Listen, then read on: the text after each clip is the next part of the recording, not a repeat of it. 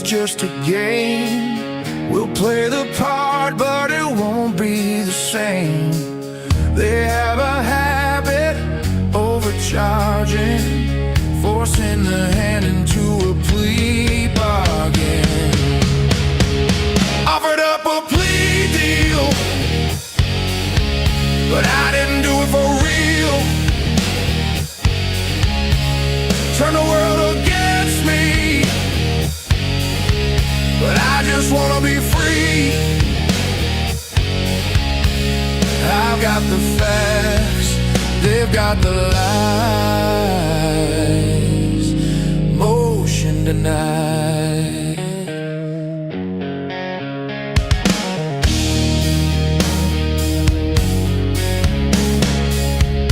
They say they've got so much evidence. Trace DNA is taking precedence over unknown blood found at the scene. I think it's time someone just came clean. Offered up a plea deal, but I didn't do it for real. Turn the world against me, but I just wanna be free. I've got the facts, they've got the lies. Motion denied. Been sentenced to death. I'm not a bad guy, not holding my breath. Rather do life than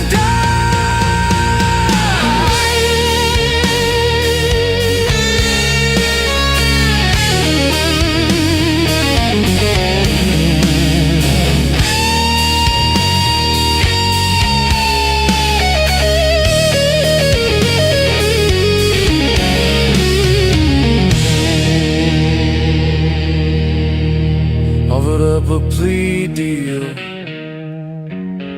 but I didn't do it for real. Turn the world against me, but I just wanna be free.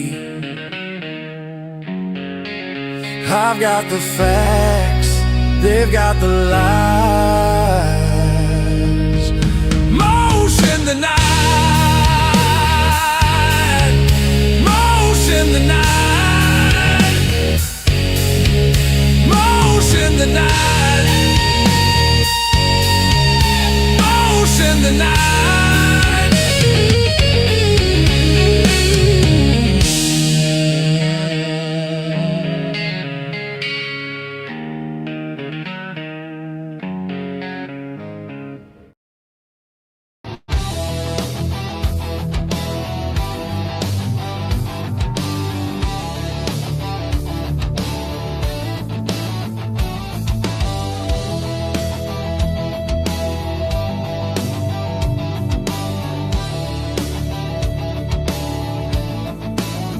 The devil's advocates whisper in the hall, where justice wears a mask and truth begins to fall. Every thread they pull, every lie they weave, in the courtroom's dance, who's left to believe?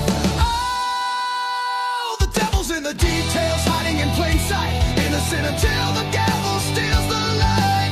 True crime echoes through the hollow night, fighting injustice with no end. The devil's in the details, hiding in plain sight, innocent until the gavel steals the light. True crime echoes through the hollow night, fighting injustice with no end in sight.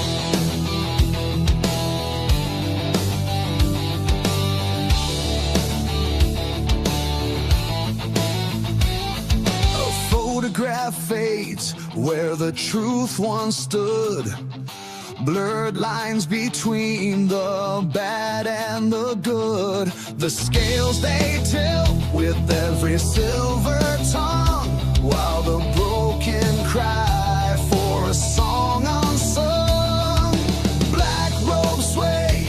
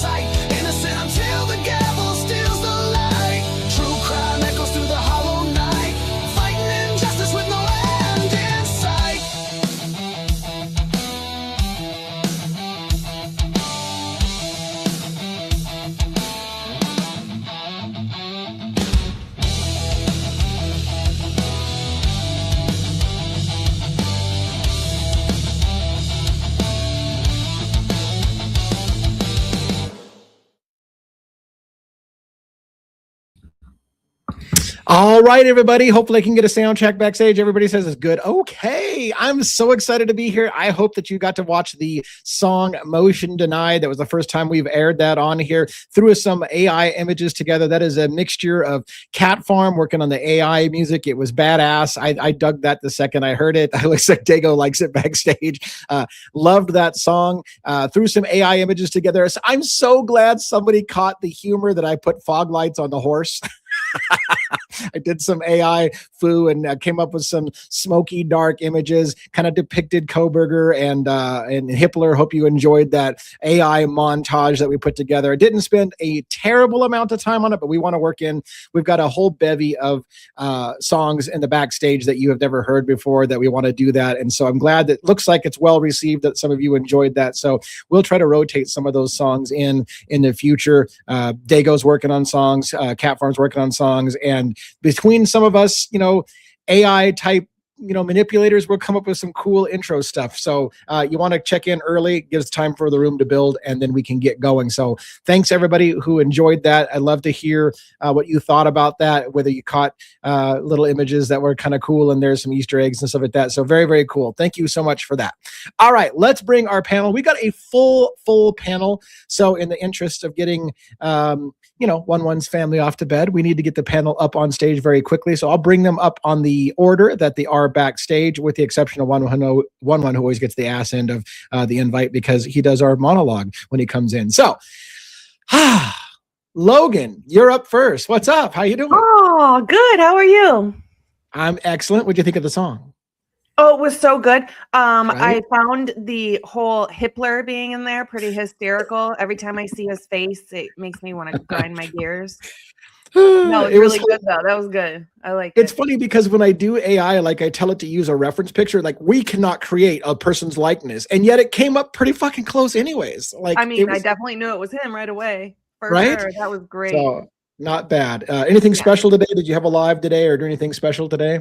No, not today. We have really, really bad storms right now. So just in case I disappear, you guys, my power went out. It's a storm. So as long as we don't see a creepy hand come in behind you on the thing, we'll probably be fine. But you know what? If the lights flicker and a hand comes back in the back, you can say what you want. We're all being convinced that you've got a haunted house or something. Somebody call 911 if you see both at the same time, please. That is not a prank. Just before the lights go out, we see like a Scream mask and a hand come in through your window, and then the lights go out. We're like, oh, that's not good. Well, it's good to see you. Good to have you back on the show. And I can't wait to get going. Well, as often is the case, I don't really have a script other than I thought we kind of, because of the intro with that kind of Old West thing, we might want to talk about some of that small town justice, the things that happen differently in small towns and how maybe they get away with a lot of shit when it's not a big case. It almost makes you wonder whether or not Idaho knew what they were in for when they got the Idaho 4 case, and maybe they were used to getting away with a lot of fuckery, and then all of a sudden they were on the national stage, and we'll talk about that as a group. But anyways, good to see you again. Be a good conversation to have. I grew up in a small town, so try that shit in a small town. All right. Dago, what's up, man? Whoa. Good to see you. Forget about it. That was a killer song, and the little I video. can tell you liked it. Yeah. Oh, dude, that was great job, Cat Form. I loved it. Yep, so good. And the video was sick. I loved the whole mix of it. It was awesome, truly and amazing. I kind of feel like a jerk because Cat Form's been sitting on that song for forever, and she's like, "I gave this to you like a long time ago. I wondered why you just ignored it." And I'm like, "I love that song. Like I just heard it today. Like we ran with it and put some images." I'm an asshole. You withheld that from us for all this time. Like what the hell, God. Dude? Whatever. It's classic. I got other ones too in the queue that I can't wait to do. One of the ones that I've got for her. Yeah, that's great. One that I'm going to do, by the way, is I've got all this footage of me driving around Indiana, Kentucky, and stuff like that. Remember, I would film dash cam stuff of me just driving around on the back roads of Kentucky. We've got a song that's just called like Devil's Advocates on the Road that she made. And I'm just going to do some fast 10 times speed driving around Kentucky back roads and kind of throw that up there one of these nights. So I got some actually cool stuff. have one that I already put together about Letcher County. I have actually 3. I have one called Letcher County Losers. I have one that is home Kentucky Kentucky Conspiracy, Letcher County Losers, and there's another one too. But Oh I'll my have to pull God. those out. Yeah, they're interesting. Yeah. Yeah. I hope we get to show them on our show. That sounds awesome. Let's Yeah, do that. yeah, Let's do it. absolutely. Let's do it. Welcome back, I love Logan. adding Good to see music. you. Yeah. Yes. All right. You had something. You had a big live today. Do you want to talk about that a little bit or not? Oh yeah, real quick. I was doing a open discussion breakdown, a full case on the Idaho 4, of course, surprise. And WSU mom Kim popped in and in the chat, and I said, hey, one was actually was with us as well today, and Dylan from Hildreth Investigates was there. And I said, Kim, if you're comfortable with it, I always have your back. You're welcome to jump up here with us. And boink, there she came. So we had a conversation with Kim, guys, an updated conversation today. It was awesome. That's Go cool. check it out when you get a chance. It was a good one. I'm working on a secondary one. It's a little bit more structured because I was not expecting it today. Yeah. Where we can, sit down and actually talk. So yeah, that was kind of exciting. So yeah, that sounds like it. Especially because it seems like after she kind of stopped coming around, that a lot of the things that she said ended up being true. So very much so. very Yes. interesting. Agree, Logan. Thank you. Yeah, and I mean, and to be fair, I can understand why some people are like, if you can't name names, and it's at the end of the day, like I even get harsh or uncomfortable sometimes when someone says, "I know all this stuff, but I can't tell you how I know it." And I'm like, well, then why tell me? Because if I get that to some extent, but then, like you say, when things later on come out showing that what they were saying was true, then you kind of go, well, wait a minute, now maybe I understand why you couldn't say anything about it. Exactly. Yeah, but we have to remember to put ourselves in their shoes too. They're real life people, and they're from that area. So could you imagine what could possibly happen to them and their safety? I get both sides of it. I want to hear a name too, but I want them to be safe as well. Exactly.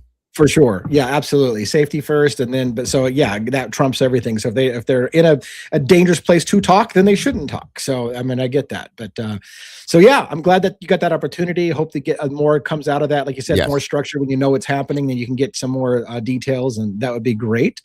So let's bring, I brought one up before Robin. Go the hell back to stage. Go away.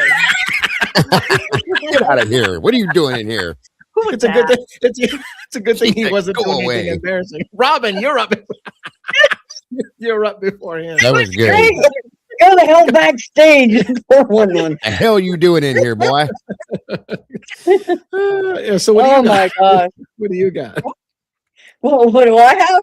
I want to tell you all that chair exercises are no joke. Okay. We recently started doing them. And the funny thing is that they expect you to be able to walk and chew gum at the same time. Oh, okay.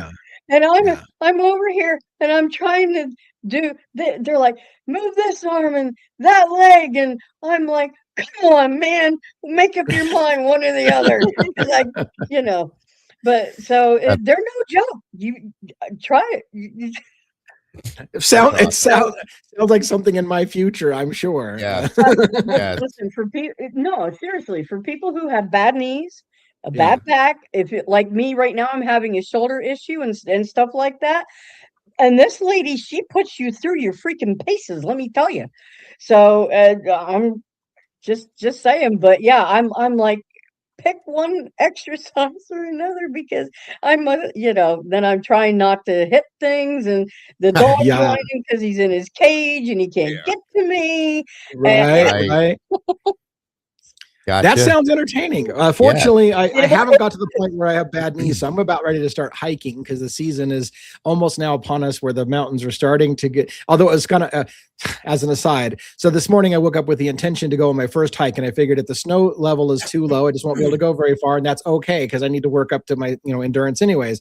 Woke up and there's snow everywhere on the ground, and I'm like, well, shit, if there's snow at my level, I'm screwed for the mountain hiking, so forget it. So I didn't go, and now like by midday, the snow's all melted away. It's super warm and sunny. I'm like, oh my god, I could have hiked today. Like, I don't know, it doesn't know what it's doing yet. So, but we got some snow dumped on us. But I'm ready to get hiking, and I'm excited to get going on it. So. Enjoy those knees while you can, sir, because when they leave, it's no joke. That's one of the biggest things I hate about being a drummer, folks, is I lost my knees early. So I'll just be honest with you, it sucks. Oh wow, yeah. So So is it just from the foot pedal work? I mean, because you're sitting on your butt all the time. You lose your knees from just doing the footwork on the drums. Well, here's the Well, thing. if you sit there doing that constantly for like hours, My that, yeah, this is the choice of music that I decided to play when I was younger plays into what my knees are doing now. Okay, because I thought that, double bass, quad basses, drum, all that kind of shit I regret every bit of that now. As much as I like the music, my knees don't. So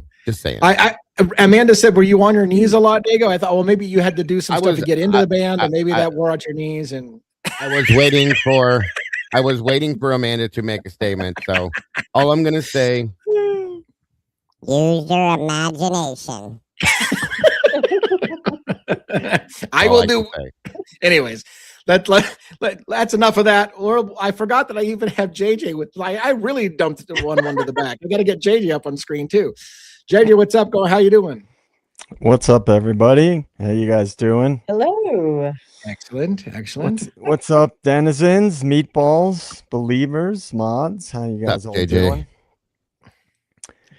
Yeah. So no big excitement for me today. Just a long day.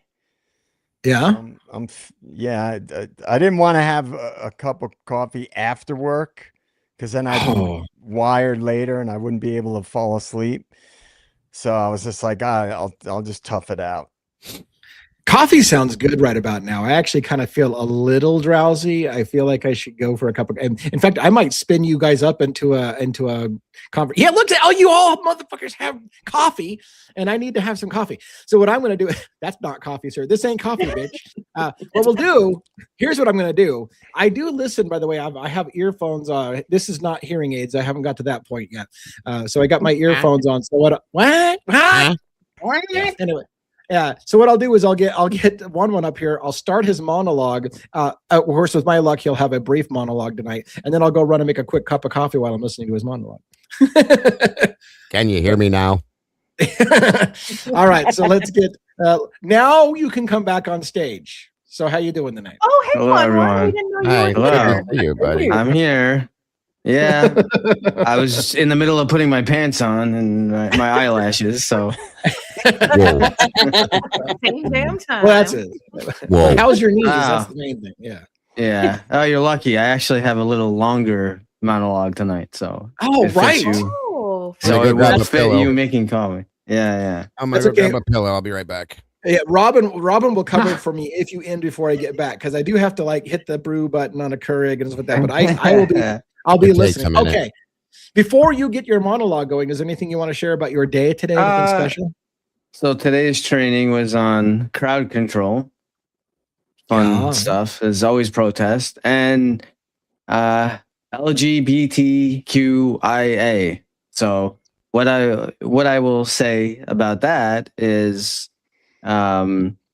it would be nice if just people, show everyone the same respect that they would want. That's all. Yeah. That's what I will say about that. Yep. But we have, as a supervisor, and we cover a lot of, they go in depth in a lot of that stuff because now being a captain, we kind of set the standard at the precinct. So if we condone and we allow, stupid jokes and nonsense to go on, we basically are creating an environment that should not be allowed. So if we're strict about certain areas and we don't allow that people usually will fall in line because they don't want to get their chops busted by the captain. So Yeah. Oh, you're muted. Can't You're hear muted, Diego. Diego. Thank you, Blue Eyed Butterfly, for that super sticker. God bless you, and so very generous. Much appreciated. Real quick before I go start my my coffee and whatever, and maybe you can't talk about it, but when you talk about crowd control, one of the things I was going to ask, and again, if you can't talk about it, I don't know, but does NYPD use crowd control devices like brown noise or things that make people nauseous so it disperses crowds? Do they use any kind of sonic things on crowds to disperse crowds? Because I've heard about people using those on large crowds. They don't use that. They do. Yeah.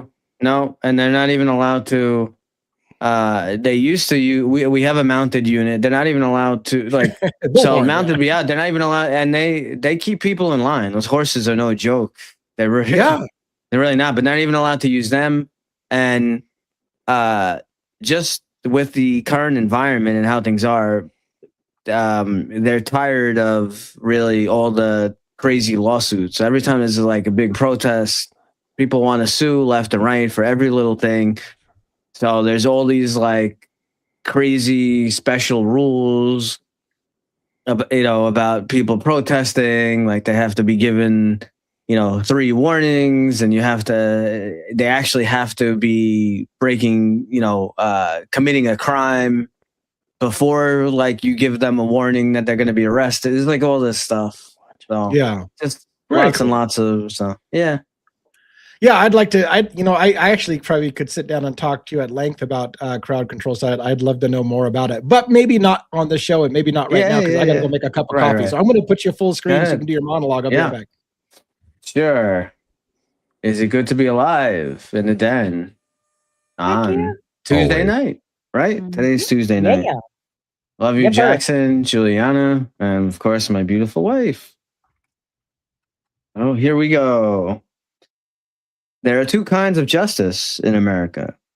The kind written in law books and the kind whispered about in small towns after dark.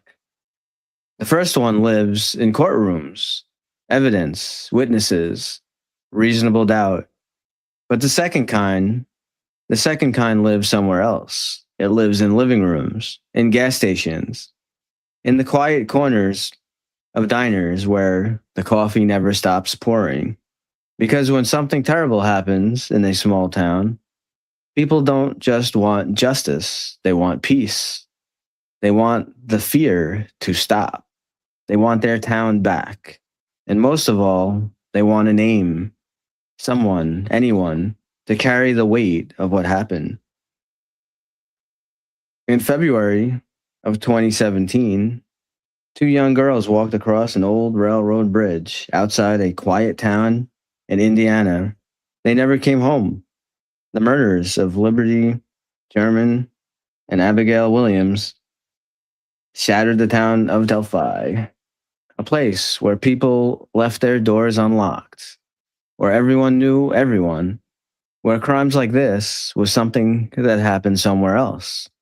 But suddenly, evil had found its way into the woods, and the entire town began holding its breath. Days turned into months, months turned into years.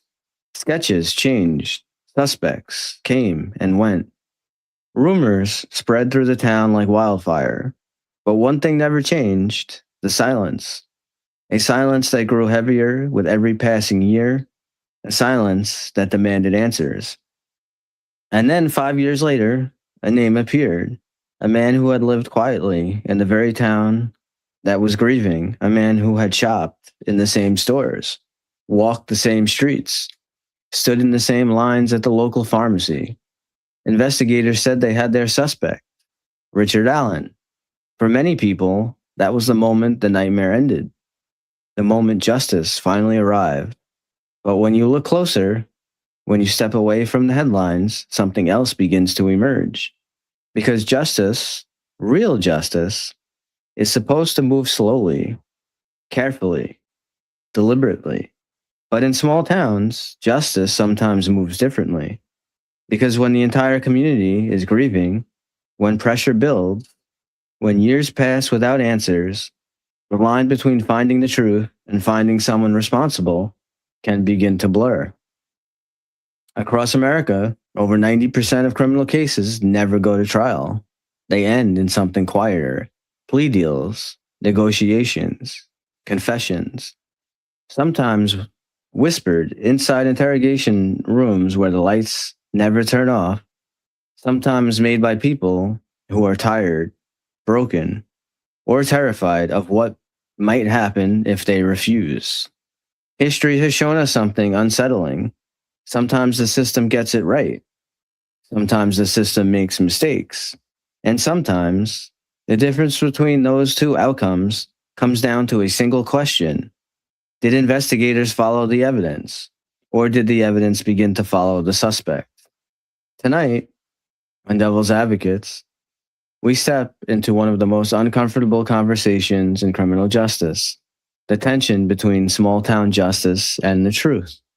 Because in places where everyone knows each other, where rumors travel faster than facts, and where grief demands answers, justice can sometimes become something else entirely, something heavier, something darker.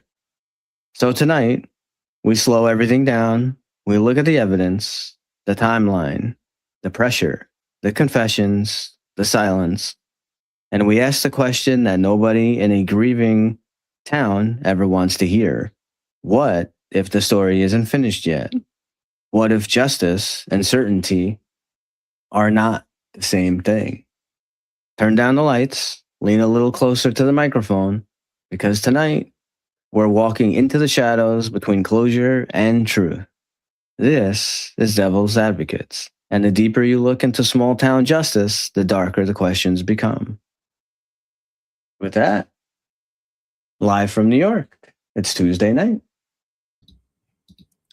You have no idea how close it was for me not to make it back, because I fought with the Keurig and I fought with the Keurig, but I made it right for your close. So thanks for the monologue. Very cool stuff in that monologue. I like what you did there. Thank you, Krista. reality. Appreciate you. That Dago, Very sir, cool. thank you always for the kindness and inclusion daily at your channel. It has always been appreciated, as it is always appreciated to you, Krista. Thank you so much for that. God bless. All righty. Well, look at this is a full panel on screen. And like I said, I don't even know where to start. I wanted to tell you, I found out today, just as an aside, kind of getting early on one of the topics. It actually happened in September of 2025, so it happened a while ago, but I just caught wind of Kevin Mullins, the judge that got shot and killed in Letcher County, Kentucky. His his widowed wife and family and others are suing civilly for the wrongful death of Kevin Mullins, and in part suing the courthouse for not stopping it, saying they should have saw it coming. They should have seen Nikki Stein's unstable behavior and had a responsibility to protect the judge, and they didn't do so. It brings up that whole issue of the civil cases get difficulty, right? Which is that everyone, like WSU should have been able to see Brian Koberger coming and should have been able to stop him. You should have seen Mickey Stein's becoming unstable and should have been able to stop him. So the lawsuits come against the people with the money, and that's where a lot of times the big money comes. Of course, as we know, those things often ends in settlements and don't actually go to court anyways. But that's something to talk about. And I don't know how to feel about it. I don't know. So here's the difficulty that I just want to say. When we're talking true crime, it is difficult when we're talking about people who have family members who are not themselves the person at the center of the crime. And by that, I mean this. A lot of bad things have been said about Kevin Mullins and what he did in that county and him looking the other way about things. And some people feel Kevin Mullins had it coming when he was shot and killed. But how horrible is that, of course, for the children of Kevin Mullins or the spouse of Kevin Mullins, the people who loved him and maybe didn't know the man that the rest of the county thinks that they know. As we were reminded that there's more than one side to every story. People can both have good traits and bad traits. And that makes it difficult, right? That makes it difficult because when we're talking negatively about a person's worst traits, that's not I guess I don't know where I'm going with this, other than a person could be, for example, a good father and right and had a secret. And so what do you do when you deal with the person might be a monster and their secret, but then maybe they were a good person in other areas of their life. So I just wanted to put that out there in the conversation ether for us to talk about as a panel about how do we deal with the fact that when you're talking about, the same could be said of Bill Thompson. We busted Bill Thompson's nuts all the time for being over prosecutorial and maybe fuckery and putting a man in jail who doesn't belong there. Hitler for being the same kind of judge that didn't give a fair trial. And yet they also might have children and wives who don't know that person like that. So how do you deal with us being critical of individuals, but being respectful to the families who don't understand, they don't know that person as that? What do you guys have thoughts on that? Mhm. Yeah.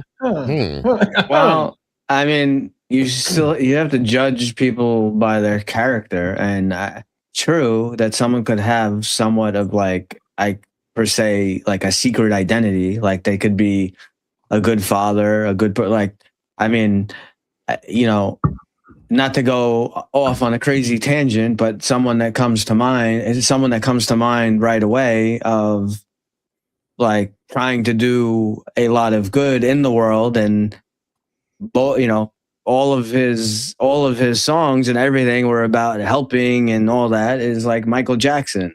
I Okay, knew you were going there. Yeah. Michael Jackson is someone who was adored by many people for years, and you know, I'm not going to get into the whole other side of him, but there is, you know, potential dark side that has to do with Michael Jackson. So here you have someone who's like, you know, loved by so many and wants to help so many people, and did help probably many, you know, children and people across the world with his songs and different things. But could he still have a dark secret and still be, you know, have another part of him that is bad? And I think both. I think it can be true. You can be both. Yeah, and I guess I agree. Like, and here's the thing: like, I know people that one horrible deed can erase a lifetime of good service, right? So, Right. You could have been. Well, let's take Michael Jackson as an example. You could have written music that changed people's lives and had positive impact, and you could have raised millions of dollars and donated to tons of stuff. But if your side hobby was something despicable, nobody at some point everybody's gonna, I don't give a shit how much you did, and so all the good gets erased because of the. And again, we don't know. I don't know at the end of the day whether or not those allegations were entirely true. There were people who were motivated by money in that situation as well, so you don't even know if half the things that were true. The point, and that's the thing. If I try to say that we're not sure what's true, then I get accused of being a monster for defending a monster, and like, it's ridiculous. Like, anyways, it's difficult, and I feel the same thing happens in the Idaho 4 case, right? We pick on certain people a lot, and then we get accused of being victim blaming because those people aren't that moment in time. Like, there's more to their life than that moment in time, and maybe they made a wrong choice at that moment of time. And to be frank, sometimes that moment in time can be a bad couple of years. Like in your course of your lifetime, you're like, you know, there was a period of years where I was in a bad place, and we tend to forgive people 10 years down the road and say, okay, I can overlook the fact that you had a bad couple of years. But when you're in the couple of years, nobody fucking wants to hear about your bad fucking couple of years. So I don't even know where I'm going with all this, other than to say human beings are complex, and we have good and we have bad traits. And it's hard to you know, when you're dealing with true crime and you're pointing out the negatives, all the negatives. This is what you did wrong. You fucked up here. You fucked up there. You know, and we bust their nuts all the time. But they're also human beings too, and so we need to kind of like just, I don't know, keep that in mind as we're working through the cases. Right, and I think there's a difference between calling into question someone's professional conduct. Yeah. So that in certain cases, we're calling their professional or misconduct, however you want to word that, whichever way you're looking at it, and still, you know, trying to grant grace, like you're saying, because in other areas, maybe they are really, you know, great parent. Maybe they take care of elderly parents. I mean, whatever it is, we can recognize both things. Both things can be true. But when we are a true crime channel, we are, of course, going to call into question questionable actions by people, you know, officials or potential witnesses or whatever it is, because that's the nature of what we do. So there is a fine line that has to be walked, but I see nothing wrong with taking to task, so to speak, someone's conduct on the bench as a prosecutor, as a defense attorney, whatever it may be. So those are my thoughts on that. Real quick, I wanted to say thank you to Gulf Coast Bum Lizzie for being returning members. Also for Bianca and Crud Dog for sending 2 super chats, having a bone and a beer with us tonight. We appreciate all of you so much. I love that. A bone and a beer. Nice. Awesome. A bone and a beer. Sounds like a good time to me. And just to add something real quick too, and to add on to what Robin was saying, I agree 1,000%. Because when you're talking about like a judge and a prosecutor, you're talking about their integrity, and they're supposed to be held to a higher standard. So it's the same thing as like, you know, if like a police officer or whatever rank like gets caught like stealing from Macy's or something, should the book be thrown at them? Should they get the maximum penalty? Yeah, I feel they should, because your job that you do, like you're supposed to be held to a higher standard. So if you don't, if they're not demonstrating integrity, like they're clearly like, you know, without a doubt, someone is lying. There's an issue. There's an issue with that. When you're talking about going at, you know, death penalty and stuff like this. This is like serious. I don't know how much more serious you could get than that, at putting someone to death. So. Right. Real quick, I just wanted to welcome Locked and Loaded, Catherine 67, Dr. Mama 2131, Carlene Shanks, and Crossroads Accounting Tax, I think it is. Welcome to the sauce. It's great to have these 5 new meatballs jumping in the sauce with us. Thank you very much. We got gifts and memberships and super stickers flying out the ass over here. What's going on? I can't even keep up with it all. What were you going to say, JJ? I was just going to say, there's a lot of compartmentalization that happens with a lot of people. You know, how many times have you heard like serial killers? Oh, they were a good husband. They were a good father. Or, you know, Ted Bundy. Oh, he seemed like this caring guy. He worked in a crisis center and things like this. The people have their public persona and then their private persona, which, you know, is more typically their internally who they really are. But a lot of CEOs do some pretty evil shit, but yet, they're family men and they have, you know, maybe a great grandfather, but not necessarily. Right. And so there's a lot of compartmentalization, and it certainly seems like that's the case when it comes to positions of power. Yeah. I think it's all about how we view people though, as well. You know, I mean, I look at my dad as somebody who can do no wrong, but if he actually did something wrong, would I be able to change my view of him? Like, wait, no, that's not how he truly is. You know, you don't know. Well, it's funny you mentioned that, because good point. It's funny you mentioned that, because my mother, and you can, my mother's gone now, so you can bash her all you want.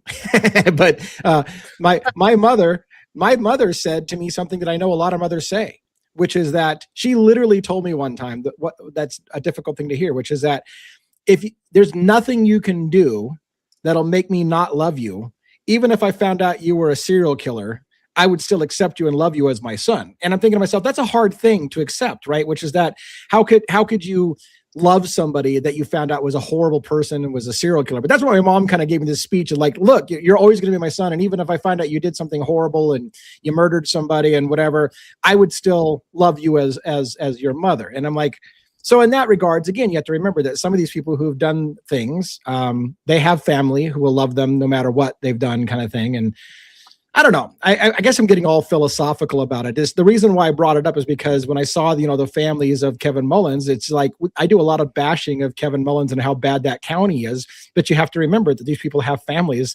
And again, I heard the family weeping in the courtroom, seeing their father, shot and killed on that video. And it's got to be difficult for the families. So my heart goes out to the families, even when we're talking about, and I guess where I'm going with this is that for me, I can set aside the person and their action. So if he did an action that was horrendous, he needs to be held accountable for those things. And so you can say, look, you may be a great guy in 99% of your life, but you fucked up in this situation and you need to be held accountable for that. So that's kind of where I'm going with a lot of these things, is that if you fucked up, you're got to be held accountable for your fuck up. You may still be a good person mostly, but you know, you still have to be held accountable for the fuck up you did and own it, right? So of course. Right. Thank you, Jerry, for the Cash App that I just received from you. We appreciate you so much. Very smart.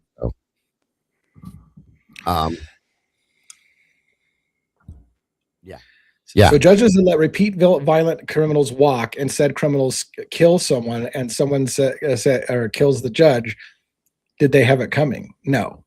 Good question. So judges that let repeat criminals walk and said criminals then kill someone, and someone kills said judge, did they have it coming? It's a long sentence. But I guess at the end of the day, what you're trying to say is, does the end justify the means? Something like that. And I don't think that's the case. You know, like I also don't believe in vigilante justice kind of thing, where people just go out and kill people because they decided you had it coming. Maybe that's kind of where you're going with that. But yeah. So I have a question regarding that, TA, what you just said. We talked about the vigilante justice thing before. So like, I mean, you look at history, right? And there's a long and storied chain of events that show when governments become totalitarian and brutal dictatorships and things like that, even, you know, genociding their own people or, you know, attacking their own people.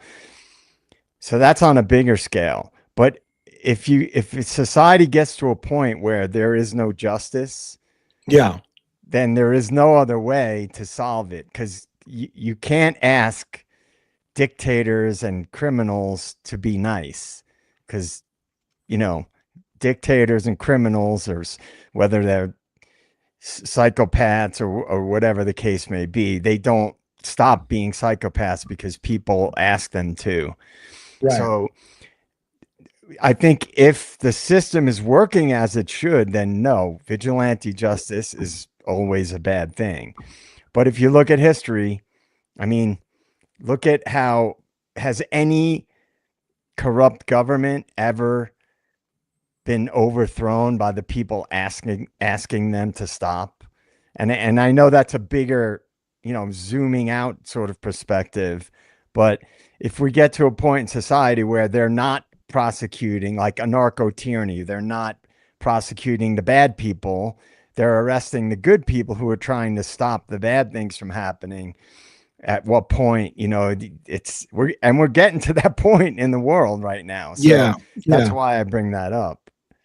Yeah, I mean, and that's what the focus of that video that I did recently on vigilante justice is that we may be getting to a point where people feel like the system is failing us. In a lot of ways, the system is failing us. People aren't getting justice.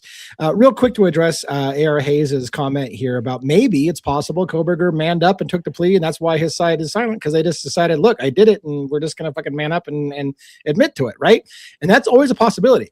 I mean, we've always said at least I've always said on here, that there's, out of all the possible things that could have happened in this case, it's always possible Kohberger actually did it. He did plead guilty to it. Now, I think that it doesn't personally make as much sense as some of the other things out there, but it is possible.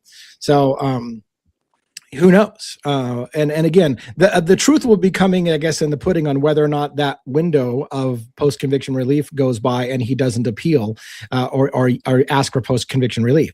If the year goes by, you know, and we hit August and no post-conviction relief comes in, then maybe that's exactly what it is. It's Kohberger saying, you know, hey, I manned up, I took the plea deal, and it was me, and goes silently into the night, and he owned it right at the moment. But I still think that's coming, the post-conviction relief. Personally, I think it's coming, but I don't know. We'll see. Defense rest. Oh, we got Bronx Tales on here. I hear you, convex thoughts. I see where you're going. Okay, I think I could just read that. Bronx could just say it because she wrote it. I don't have to read it for you. I said I can see where you think that, for sure. I mean, I think people have that view, of course. I just struggle making the evidence fit to BK. There's no transfer blood from victim to victim. And with that being said, either it's a different perpetrator or a different weapon. And I second that too. I've never been able to understand that. I agree. Can't make that fit, and I think that's the strongest part. But yes, that's the hardest part, truly. And I agree. Like my gut tells me it didn't. I'll say it like I said it a million times. It didn't happen the way that he said it did. So if Kohberger had part in the crime, it didn't happen the way he said it did. I'm convinced of that. Now, if at the end of the day, it's okay with everybody in America that he just said it was that he did it alone, and even if he didn't, I don't know. But for me, there's no way it happened the way that he said it did. But that's me. But I've always accepted the possibility that maybe the right guy's in jail because maybe that's why he took the pleas, because maybe he did it and maybe he just owned it. I don't know. It's possible. I don't believe we did, Logan. No, I don't think so. Okay. I was like, did I miss it? I was don't asking believe we if you did. ever got camera footage from the Moyer house. I know they have a camera on their house. I saw it on Google Earth. Right. No, I never saw it. I looked for it, but never saw anything. So I don't. Therefore, they're not gonna. Yeah, they're not gonna show anything that contradicts their official story. That's right. And I was just getting ready to say what I was going to agree with Twiz on that. Yeah. Different perp, different weapon, different timeline, different story. That I can agree with, because that makes sense at this point. So, yeah, and that's where most of us are. That's why, I mean, and we're not saying that because we're just trying to keep a fucking true crime show going. That's how we legitimately feel looking at the evidence. I wish this was over, because I hate this case. I hate this case, and we've had this conversation before. Lee has made good point. I hate the case. Yeah, I like the case because it's so interesting, but I hate it at the same time, guys. That's the problem with this. Okay, I just wish it was. I wish it was over and we had real answers and real truth. By the way, kind of along the lines to something A.R. Hayes is saying, gosh, I wish in a way, and maybe I'll have to have my wife come on audibly to tell the story if I fuck it up so bad. My wife was, and I hope this will make sense to you. My wife was telling me this crazy story about an individual who apparently had gotten attacked in his sleep, like with like a hatchet to the head or something, some shit like that. But he survived it and woke up the next day, got up, did like the dishes and shit, didn't realize he had been hit in the head and was bleeding to death, and basically did yard work and shit and came back in his house and then collapsed and died. And I thought to myself, and that was like what really happened. But imagine how unbelievable that would be for anybody to believe that that's what happened, that he could get up and walk around having massive head injuries and then eventually collapse, not realize it. But you've heard stories before, people who have been shot and didn't realize they'd been shot and then died later. So I guess what I'm saying was, when he says, well, maybe not all the evidence adds up. There are weird anomalies in cases where you're just like, that makes no fucking sense. How did that happen? So yes, it is possible that some pieces of evidence just don't make a lot of sense, but it happened that way. And some things are kind of almost unexplainable sometimes in the world. But the thing is about that argument, in my opinion, is that there's not, we say this all the time, there's not just one or two or three or four inconsistencies between the official story and information that's come out later. There's an abundance of it. So if he's a guy and they had all the evidence to support it, then why do so many things not add up? Yeah. Why were you interviewing people that were highly suspicious but not pressing them at all? It's just this guy right here. I'm sorry. You're right. But Twiz brought up that guy that was shot in the face. He'd actually had a bullet hole in his face during the interview. It took them a while during the interview for the police to realize that the guy they were interrogating for the murder actually had a bullet in his face from the crime. I remember that story. Holy shit. Sorry about that. Yeah. There's some crazy stories out there. But yeah, I mean, I don't know. These cases are very complex, and all I can say, the best we can do, this is my thing. The best we can do as a panel is what we walk it out, we talk it out together as a group, and we don't have a dog in the fight. We're just saying, this is what I see, and that's what we enjoy doing, is trying to figure it out. Like, a lot of us like the mystery of it, right? Trying to figure out what actually happened, and at the end of the day, we're all just as curious to find out what happened as well. But yeah. I agree. Oh, I remember that. He lived for like 3 years and then ended up passing away from all the complications, but he was sitting right in front of them with a dang bullet in between his eyes.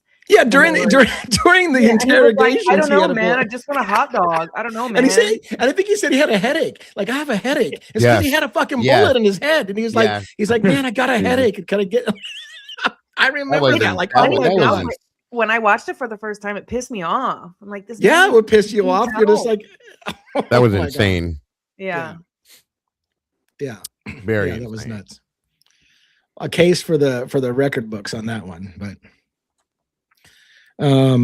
anyways, so what else do you guys have on your mind? Because I don't have a specific topic other than generally I asked the question. So if you guys want to take it a different direction, here I am saying, what do you guys talk? Yeah, I'm going to let you guys direct first before I redirect to something. So you got anything you want to talk about on your mind? Anything special, news that you saw, headlines, anything? Do you guys think that crimes, that people get away with crimes more in small towns or big cities? Well, I'm glad that's where I was going to segue to. I was going to segue to the idea that it. Yes. So I have to ask myself, that's a great question. In small rural communities, how often would a corrupt prosecutor or a corrupt law enforcement officer get away with fuckery for decades and decades because it's just such a small community that it never gets national attention. Nobody ever really, and everybody just in the county or whatever throws their hands up and realizes that you're never going to get justice in this town. How many places in the country are there like that, where if it's a small town, backwoods or off the radar type of place, they can get away with, I want to say, murder, right? Because no one's looking.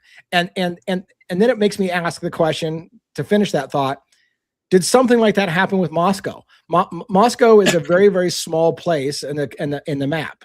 Could it be, it's a question, could it be that someone has gotten away with unprecedented, for example, conviction rates, never having lost or whatever, because nobody really looks, nobody pays attention. And some of the little stuff that they can get away with every single day, you wouldn't have that shit happen in Seattle or New York or a big city because there's too many people, too many attorneys, too many eyes on it. You couldn't get away with that shit. But can you get away with different things in a small town that you can't in big cities? See, I think it can go both ways, to be honest with you. I think like what you just said is absolute. I fully agree. But at the same time, in cities like Chicago and Cleveland and Los Angeles and stuff like this, I think there are crimes that are gotten away with because it is such a large metropolis or large city that there's a lot of things that get missed, or and New York for that matter. You know, I think one probably could, speak on this, that there's crimes and criminals that are just, they're not seen because there's so many other things going on at the same time. You can't focus on all of it. So I think it could go both directions, in my opinion. That's just my opinion. The problem in New York is that no one stays in jail. So well, that too. Yeah. The laws like need to be changed, and that has nothing to do with the judge, or it's the laws got to be repealed and changed, Right. So I grew up in a small town, and I mean, the reason I can see it both ways is because I actually grew up in a small town, 8,000 or less. And the main attorney that you would hire in the town was only if it's all about who you know, and you hire this one attorney because we have one judge in the town and they're best friends. So if you hire that attorney, but it's also who you are and who your name is in the town, whether you're going to get arrested or not, or if it's going to be swept under the rug and ignored. A lot of the times it was our police officers that were doing these things. So I think it makes sense. You said you were born in a small town, right? Yep. And your parents lived in a small town? Yeah, until I was about 18-ish, and then I moved to a bigger city. Could you breathe in a small town? She caught it. I wanted to see who was going to catch it first. I knew where you were going with that, but I didn't want to mess it up. I still don't know what was said. John Mellencamp song. Yeah, that's why I went there. I wanted to see it. I thought Lee would get it. I was born in a small. I do get it, but I was reading a comment that was throwing me off and trying to find a way to pin it. So are you familiar with John Cougar Mellencamp, Logan? Of course. What was his real name? No. I used John to always Mellencamp. tell people. Yeah, I used to always tell people, his real middle name is not Cougar. Of course. Yeah. That's funny. I love it. But yeah, that song, as soon as you did that, I was like, I have to say this. I was born in a small town. In a small town. Robin caught it. Good for you, Robin. I seen you smile, and I was like, she got it. She got it. The flip side then would be large cities where, Yes. crime goes unnoticed because they're big, or you can't catch them because they're so big and nobody talks, and Yeah. Right. Yeah. I like Twiz's comment here about he says, I don't think it has anything to do with the size of the city, depends on how much power the person is connected to. I think that is true in many cases. It depends on, like Logan said, who you know. Yeah. What kind of, can you count on someone to have your back if you mess up or you want to prosecute somebody and they'll go along with you? I mean, so I like that comment. I think that could be very true. Yep, I think the problem with small towns in particular is that a lot of times the judge and the attorney and the law enforcement officer all went to school with each other, and they all know each other from high school. And so it's personal relationships. Like you, and then you have to ask, can they really be unbiased in a case, or does that friends factor in that, hey, look, I trust you, and if you made this arrest, it's a good arrest. Like I got you, bro. We've been buddies since high school, and if you say it's a good arrest, it's a good arrest. And and what happens when the guy that you're saying I've known you since high school arrested somebody incorrectly because the guy was sleeping with his wife and he didn't share that with you, and you're just like, I got you, bro. I trust you. Like the good old boy factor of they all know each other could tend to lead to corruption because you're going to look the other way for your buddies. Look at Noah Presgrove, Idaho, Delphi. Yeah. How many cases have we looked at and looked into? And there's so many more in the back end of what I've covered that they're all that good old boy mentality. And it's like, you almost know what's going to happen, before you know what's going to happen. Yeah. It's one of them things. There's a case very close, pretty much just a hop, skip, and jump across the creek where I was born and raised that is widely known, and I won't touch it because people know who I am. Obviously, I was born and raised there, and everybody knows pretty much what actually happened, and there's been no arrest because of who that person is, and I won't touch it because it's too close. Wow. Yeah, that's crazy. Yeah. Agreed. Yeah, and I just have to call out the fact that you said the word crick. Yeah. Across the creek, Chewy. Love it. That's us. Yeah. Well, yeah. So we know that JJ will always get away with everything because Yeah. Membership has its benefits. Gotta love it. So Lee, I got a bunch of stuff on this. If you want me to dive in, I got a few things. So, I won't go into every single one right away. So I'm never ending talking. But I have 10 ways small town justice can go wrong. The first one on my list here is community pressure for immediate answers. So in a small town, a shocking crime shakes everyone. Residents often personally know the victims' families, the investigators. The entire community wants closure quickly. This pressure can push investigators towards the first plausible suspect rather than continuing to explore every possibility. In high-profile cases like the Delphi murders of Liberty German and Abigail Williams, the demand for answers can be overwhelming. Yeah, I want to stop right there. It's a great point. I remember people erupting and cheering on the courthouse steps when they convicted Richard Allen. They got him! And I'm like, I don't even know if you motherfuckers even know the details of the case. You just want somebody so bad to be responsible for the horrendous crime that it doesn't matter for you other than they got somebody and put somebody away. It makes you feel better at the end of this. You sleep better because they got someone. And I doubt you even know the case. Like, it just is... It baffles me that people care more that somebody went down for it. Right. And it doesn't even matter if it's the right person. Yeah. Like, it's kind of almost like what we see in Idaho as well. Yes, absolutely. That's how I feel about it, at least. Real quick, I'm sorry. Let me say this. Congrats to the 5 new meatballs jumping in sauce. Mama Cannoli, love that name.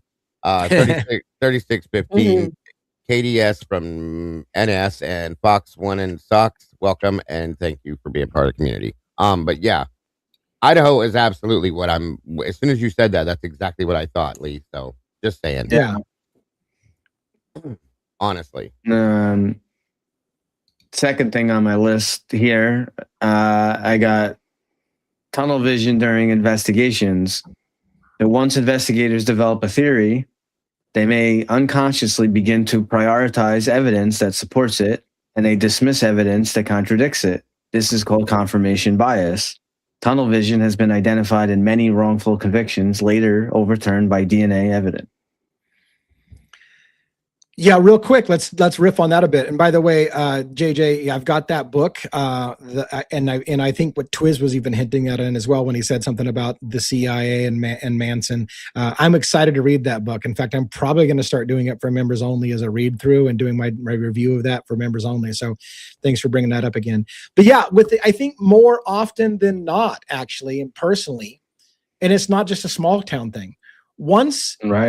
Once they've decided on who a suspect is, it's not even just confirmation bias. It's a matter of, we believe we got the right guy, and I don't want anything that will cause question into it. And so they purposely don't want to look for anything that might question their suspect, because they're convinced. Here's the thing. They might be convinced it's the right guy, and they just literally don't want anything getting in there that might question that, because they're convinced they got the right guy. So what they don't want to do is they don't want to confuse a jury with facts. So they're like, look, let's just not ask that question because we do got the right guy. And it's a blindness. It's a need to get a conviction.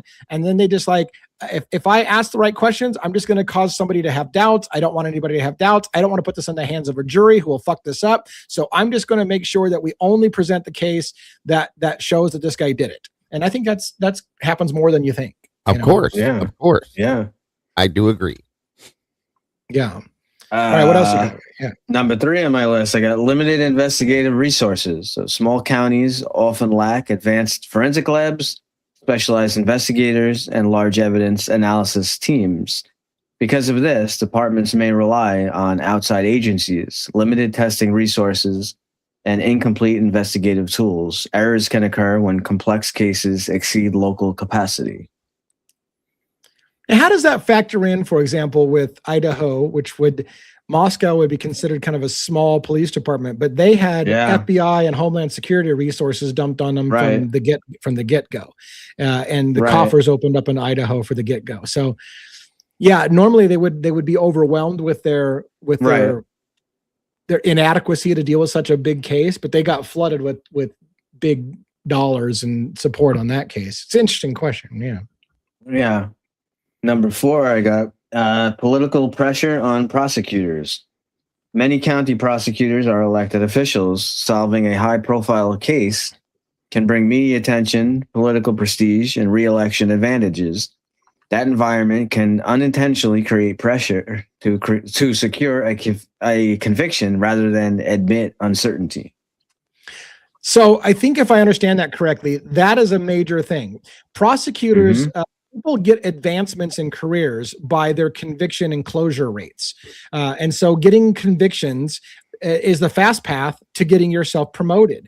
And in the case of Long Island serial killer case, we saw Spoda, a district attorney, who rose up to the ranks because he had an unprecedented win rate because he was good at getting people to, give plea deals and admit that they did guilt. And so he had an unprecedented rate, and that rose him up the ranks and got him promoted to district attorney. And eventually he went to jail for things. But that is the way the game's played. Conviction numbers and your closure rates are important. And these people look at it as a career move to only take cases they can win, or to make sure that they arrange it so that they win, so that their rates go good. And then they get promoted as, this guy never loses a fucking case. He should be the next governor, so. Yeah. Thank you, Gulf Coast, for the super sticker, and my scream name for being a believer today. We appreciate you guys. Nice. Awesome. My scream name? My scream name. I love that. That is awesome. That's pretty cool. I like that too. My scream name. Number 5 on my list here, Lee, you've mentioned this a few times. Overcharging to force plea deals. Yeah. Prosecutors sometimes file the most severe charges possible early in a case. This can dramatically increase the stakes for the defendant. The strategy often works like this: initial charge, extremely severe penalty, plea offer, reduced charge with guaranteed sentence. The risk of losing a trial can become so great that defendants accept deals even when they believe they are innocent. You see that in any cases we've looked into? Everyone, it's just, America throws the book at you and then just figures that, well, if I didn't get you on, you did something wrong, so I'll just throw the book at you and something's going to stick. So you might as well, you might as well confess because we'll get you on something. Since we see that so often now, I wonder when that became like a thing. Like, right. Yeah. Everybody caught on to it. Like, well, we're just going to overcharge because something will stick. Yep. Yeah. I don't know when it became a thing, but when I used to have Ali Benevento on the show a lot before she got super busy, and I just stopped asking her to come on because she's so busy. But she said the same thing, like with Luigi Mangione. She goes, "This is a classic example of overcharging. They overcharge everyone in America now. They throw all kinds of shit on there, and it's just one of those. Something's going to stick. So the defense attorney has to fight 40 million fires, and they'll win some, but some of them will stick, and that way the person still goes down for something." Yeah. So, yeah. Did you guys hear about that guy? I think it was overseas, like in Europe somewhere, and it was a guy who was a PDF file, and he was found in a shallow grave, or no, a deep grave with like 20 stab wounds in his back, and they ruled it a suicide. Right. True story. Right.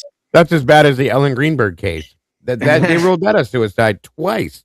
And explain to me how you did that to the back of your head, or what you just said too. Yeah. Well, some of the Austin, Texas suspicious deaths were like ridiculous.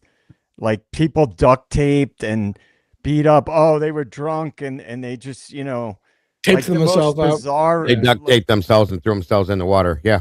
Yeah. I mean, some of the most ridiculous narratives, all so they could keep denying that there was a serial killer in the area. Lady Bird Lake, Austin, Texas, the same shit. Absolutely the same stuff. Ridiculous. Yeah. I'll be there. I'll be in Austin in June. So maybe I'll do a little man on the street investigation. Make sure you keep your phone charged. Yeah. What's the next one there? Do you got more? Number 6 on my list here. Small jury pools. In small towns, jurors may know the victims, no investigators, no attorneys, have strong opinions formed from local media coverage. Finding an impartial jury becomes more difficult. This is why defense teams often request change of venue in major cases. Yeah, I mean, that's the tricky part. I mean, finding an impartial jury is super. That's it's a sticky wicket, because what they'll say is you don't have to have a jury that has never heard of the case, because we always get these questions like, well, how are they going to find a jury that hasn't ever heard of this case? And that counter I'll hear is the standard isn't that they've never heard of the case. The standard is, can they still be impartial? And that's just a question they ask. They'll just literally ask the jury, have you heard of this case? Yeah. Well, can you still be impartial? Sure. Okay. Then you could be on the jury. Like, it doesn't, it's not true that if they've heard of the case, they're off. They just have to be able to convince somebody that they can still somehow be impartial. But in a small community, when, like Letcher County, Whitesburg, Kentucky, right? When a small community, I'll guarantee you anyone on that jury probably knows Mickey Steins, knows Kevin Mullins, knows maybe both of them, knows Ben Fields. If you know all the people personally, can you truly be impartial? Even if you say, yeah, I can be impartial. But is there a part of you that's like, dude, I know this guy from high school. He was an all right guy. Right. Right. Right. Absolutely. I agree with that. Number 7 here, reliance on confessions. Confessions are powerful in court, but they are not always reliable. False confessions can happen due to psychological pressure, long interrogations, fear of harsher punishment, and mental stress. Studies of wrongful convictions show false confessions appear in a significant number of cases later overturned.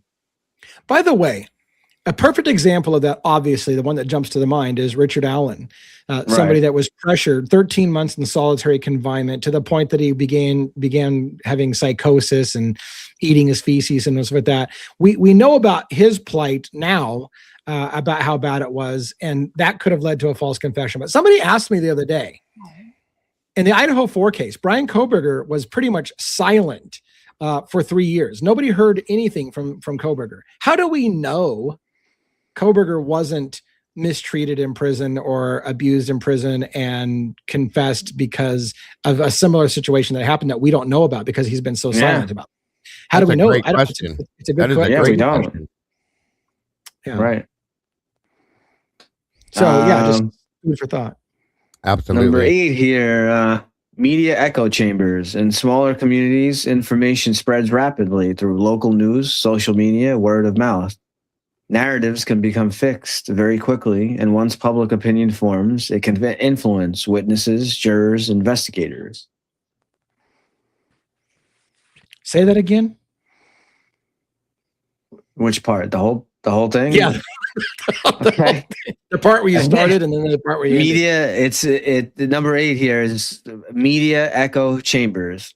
Yeah. In smaller communities, information spreads rapidly through local news, social media, and word of mouth.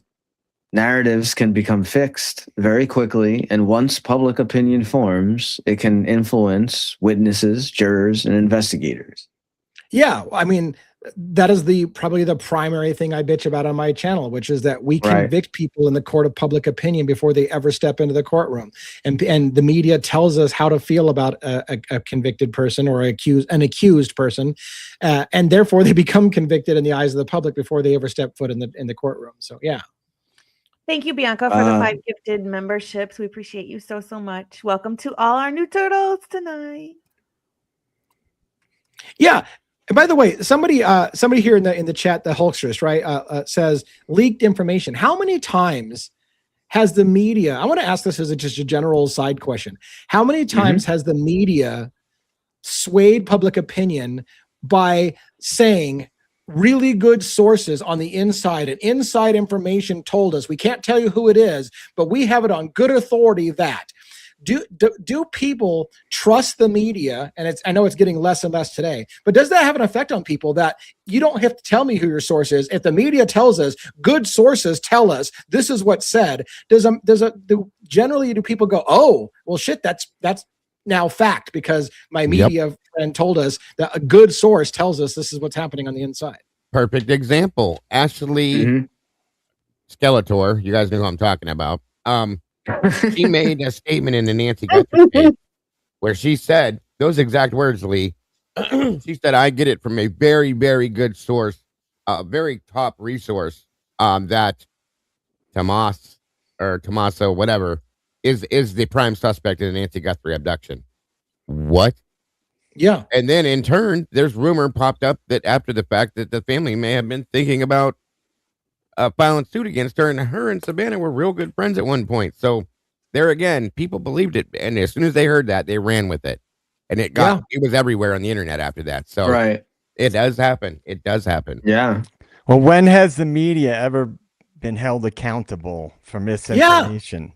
They're not. Very rarely ever. Never. Right. Yeah. So I mean, there were court cases.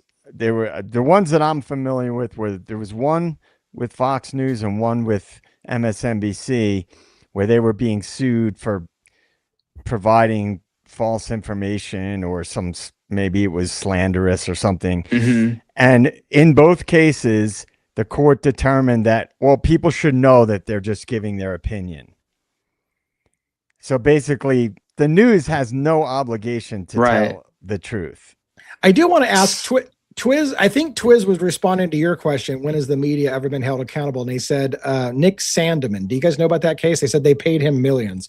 Was there a case where the media got their nuts crushed on misinformation on Nick Sandeman? I don't know Nick Sandeman's case. Does anybody know that case? That's that was the one where it was the Native American guy. There was like the protest, Charlottesville, I think. And they basically were like demonizing this kid because like they were saying he was being like racially insensitive or something, because there was a Native American man that got right in his face. Okay. And it yeah. I remember this. Yeah, and it came out that, you know, the other guy initiated it. But that's lawsuits are not being held accountable. You guys. These guys, I mean, yeah. You know what I mean? For the most part, media runs complete. Look, there's a lot of protections for media to be able to use their freedom of speech, their First Amendment right to say things and be protected. The media has gotten themselves a really good and to be, for the most part, I have to say I'm actually okay with it, because I'd rather have freedom of speech in the country than to have them shut down and tell the media what they're allowed to say and what they're not allowed to say. So on the one hand, I actually kind of favor freedom of speech defenses, but they do have a lot of leeway to kind of get away with a lot. But I personally think there should be criminal charges for misleading the public, right? Yeah. Because they have this big platform and a lot of responsibility. Yeah, that's what I was trying to show. You remember this? The picture of this guy? I don't remember this, but you guys, I know a lot of you do, so yeah. Yeah, he was in the news a lot. So I just wanted to show people if you see the picture, a lot of people probably remember. So this is Nick Sandmann in the red hat, being approached by a Native American, and they tried to claim that he was a racist kid or something. He's wearing a Make America Great MAGA hat. Yeah. Right. Gotcha. But I guess the point that I was going to close with is just, I mean, individuals can file lawsuits, but these are gazillion-dollar organizations backed by infinite financial resources. So lawsuits are never going to stop them. There should be laws in place that hold them accountable, but there are not. And it's unfortunate because a lot of people believe what the mainstream media says. Right. Yeah, and I used to be one of those people, to be fair. When the media would say on really good authority, I assumed it was some law enforcement insider that has information about the case that we don't know. And if he says that's the case, I used to be that guy that would be like, oh, well, I'm sure they're talking to law enforcement. And if law enforcement tells them that, hey, look, there's evidence that you guys can't know, but right now, wink, wink, nod, nod, I'm telling you, this guy's guilty. They must know. I think we all were that person up until we realized and learned that, what actually happens. At some point, we had no reason to not believe the media. Right. So Yep. It's kind of sad, actually. We should be able to believe in the media.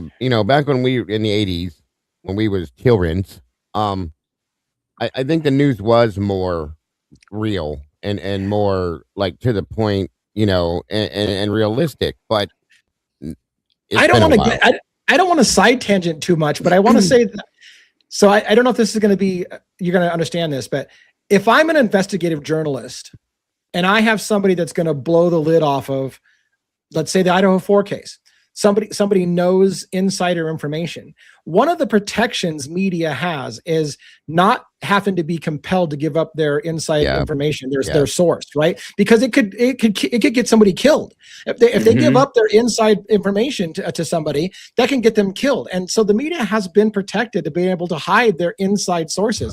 Snowden was another example when he was giving up secrets of the government. He kept a lot of his inside sources, and that's a protection of the media. And again, part of me is glad those protections exist, because I would hate to tell somebody, look, I'll never tell anybody what you're saying. Just give me the information and I'll help you with it. And then be compelled to give up their name and get them killed because they trusted me. And so I'm glad that there's protections in a way for the media to not have to reveal. So it's a double-edged sword, really.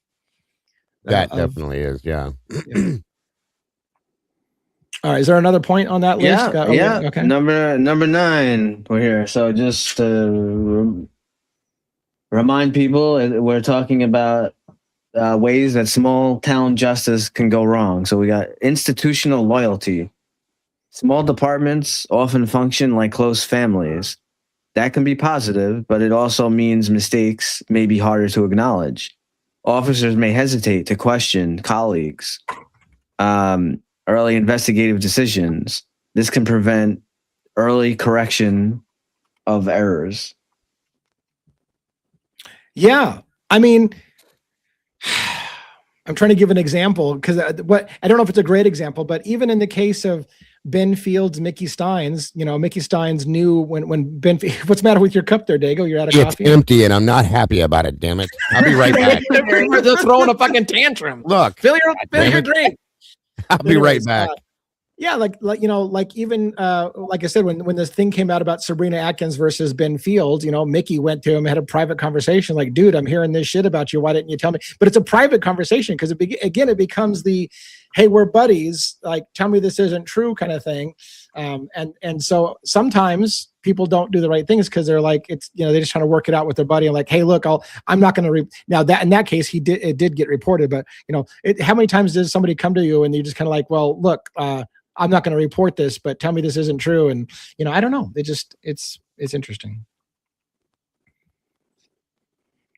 Thank you, Yuri, for the super sticker. I appreciate you so very much.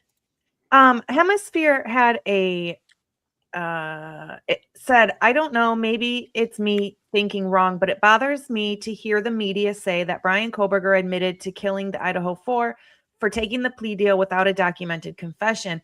And I think that fits in well with, I don't remember who said it just a minute ago, but holding people accountable, because had they even just asked him, it would have held both of them accountable. Yeah.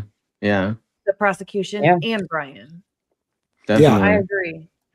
Right. Well, and because he said it in the plea hearing, they said, you remember the whole spiel. Yes. That you agree that you did this, alone or whatever, and all those things with malice and forethought. Right. And questions like, are you pleading guilty because you are guilty? Right. Yeah. So that's how they get around this. Like, so it's not that he's just saying again, it's not a plea of like, I plead guilty because I had to. They try to make you say, are you pleading guilty because you actually are guilty? Is this because you actually did those crimes? Is it, is anybody forcing you to make this plea deal? So they're trying to get around the whole, it's just a formality that they pled guilty to get the death penalty off by saying, it's not just a formality. You literally said, I'm pleading guilty because I did it, not because I'm trying to avoid. Because they ask, "Are you doing this to avoid some other punishment? Are you pleading guilty to avoid the?" They basically ask that. Are you pleading guilty to avoid the death penalty? What they say is, or are you pleading guilty because you actually did it? And they have to answer in the affirmative. I'm pleading guilty because I actually did it. But again, it's still, you don't get a plea deal if you don't say those words. The thing is I was asked the same thing when I was in court for my stupid little crime that I didn't do. And I said the same thing. Are you pleading guilty because you are guilty? Well, yes, because I don't want to go to prison for 4 years. That's why I'm saying I'm guilty, because then I just get probation. Right. And that's my point, if you didn't catch it, which is that if you had not answered, yes, I'm pleading guilty because I'm guilty, they would have taken your plea deal away. So you have to say that. It's required for you to admit, yes, I did it. I'm pleading guilty because I did it, because that's required, or the plea deal's off. So you know that you can't plead guilty in any other way other than to say, yes, I actually did it. Yep. Yeah. And I got number 10 and then two closing points here. So number 10, closure over certainty. When a community has suffered tragedy, people want the nightmare to end. An arrest can bring relief, but the emotional desire for closure can sometimes overshadow the slower, more uncomfortable process of fully testing the evidence. And why does this matter? What's so special about this topic? Discussions about systemic pressure are not about defending criminals. They are about protecting the integrity of the justice system. When the wrong person is convicted, the real perpetrator remains free. Victims' families never receive true justice, and the public trust erodes. That's why the tension between justice and certainty remains such an important issue in criminal law. And the last point, cases like Delphi, where Richard Allen was arrested years after the murders, raised difficult questions about how investigations evolve under public pressure. The central question becomes, is the system pursuing truth or simply resolution? Sometimes those two paths lead to the same place. Sometimes they don't. Yeah, real quick. And by the way, thanks to, it looks like my wife is out there doling out our income to people and gift memberships. It's awesome. I appreciate that for giving gifts. Twiz has got a point that's been pinned on the thing for a little bit. And that was interesting to point out too. If I think what he's saying is, if Koberger's plea is to say, yes, I'm guilty because I'm legally guilty, what it basically is a way of saying, if I'm understanding him, is I'm guilty because the facts that you have allowed to be presented say that I'm guilty. It's not the same as I did it, but more I'm guilty because the facts that you have forced me to accept that will say that I'm guilty. So yeah, I'm guilty based on the facts that you've presented. That is that's a not all the great facts. point. Yeah. Huge, so what else? Huge. I heard a echo there for a second. Hello. Hello. I just got back from Corbett Canyon. Bueller. I'm convinced that Brian is a decoy because this case makes no sense at all. Yeah, I do believe the case makes very little sense in a lot of ways. Here's the thing, though. We're all anticipating a big shocker moment to come, and most of the time, convictions don't get overturned for decades. It's usually decades later when they're an old man, and then they go, oh, you know what? Our bad. He probably shouldn't have been in jail for the last 30 years or 40 years. Here you go. You're old. Go ahead and come out. And that's usually when you find out that they overturned someone's conviction. Could it really happen fast for him? Because traditionally, it doesn't happen fast. It's a very, very long process to prove your guilt. I think it would depend on how it happens and what the basis of it is. And I think that if it does, then I think we'll see what the strategy was the whole time. Okay. Yeah. Now, if it does at all, ever. Okay. But if it doesn't, then that's going to tell a different story, in my opinion. All right. So, did you get your refill on coffee? You did. You got your refill on coffee. Very good.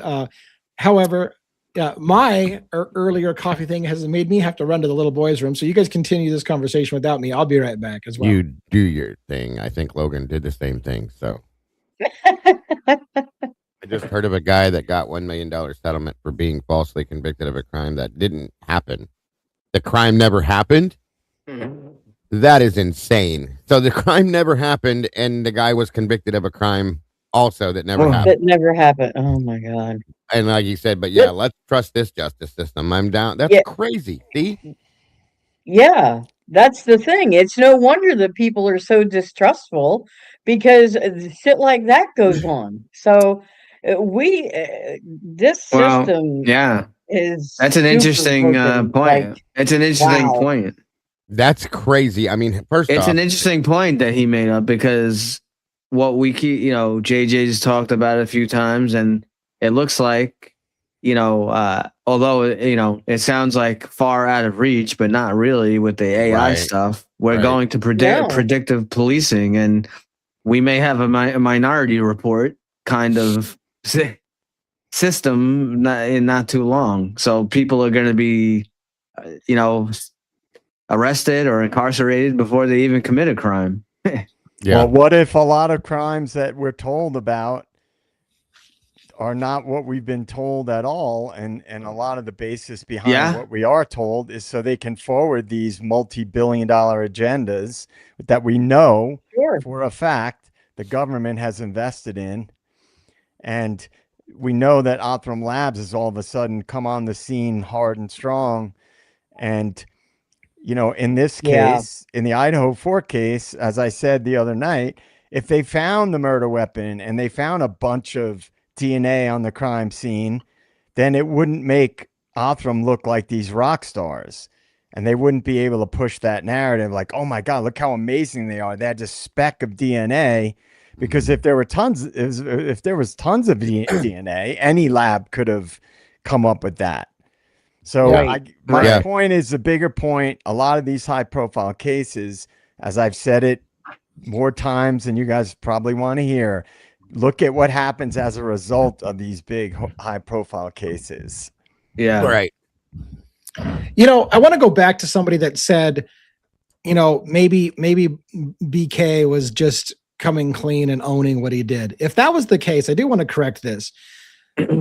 Why didn't Brian give us the knife? Why didn't he tell us what happened with the knife? Why, if his role was, I just want to come clean, then tell us what you did, or give us something that proves to everyone in America that there's no question you did it. Because if you're really going to own it, then own it and let us know. And Bill Thompson's excuse of, well, we didn't ask him for details because you can't believe anything he would have said anyways, is fucking horseshit. Bullshit. They didn't want him telling details because he would have fucked it up. He would have given details that were not correct, and then it would have made his plea look wrong. They'd be like, well, maybe you didn't do it.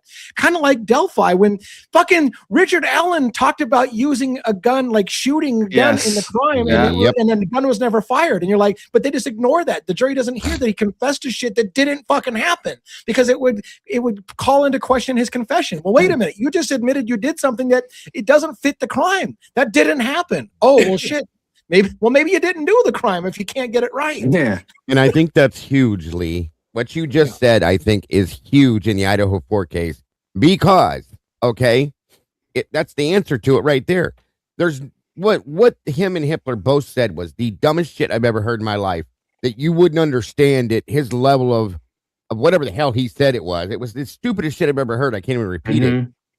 Is why they didn't allow him to talk. That's bullshit. They didn't want him to talk because he didn't have the information to tell them. So therefore, in turn, if he did go forward to say something, it was going to be a lie. It was it would have blew his plea. I agree with you. I know I've said it before, but I want you to, as I say, listen. What Bill Thompson said was, we were afraid that if he gave a confession, it would weaken his plea deal. Think about what he said. The reason being is because he knows Kohberger could have said something that was inaccurate and was not consistent with the crime, and then it would weaken his plea deal. If he admits to something that didn't happen, he could fuck up his own plea deal. They didn't want Kohberger telling what happened because they were afraid if he told it, that it would become obvious that he wasn't there.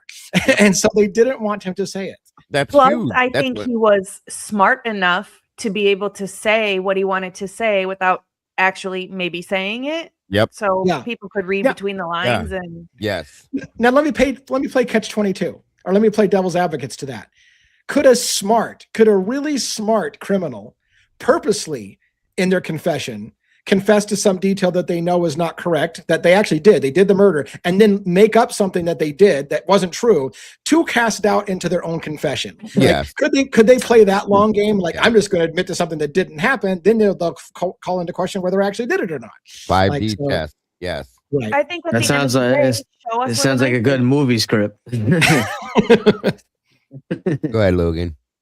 I think at the end of the day, just say, show us where the knife is. If you can't produce the knife, then, Right. Somebody in the chat said the same thing. I'm still wondering, this was from Gulf Coast Bum. I can't even say it. Still wondering how they can be sure the sheath was connected to the missing murder weapon. We don't have the knife. To this day, we don't have the knife. We're going on a mysterious, this knife sheath must have been attached to the murder weapon, but there's no murder weapon. There never has been a murder weapon. Nope. So where is the murder weapon?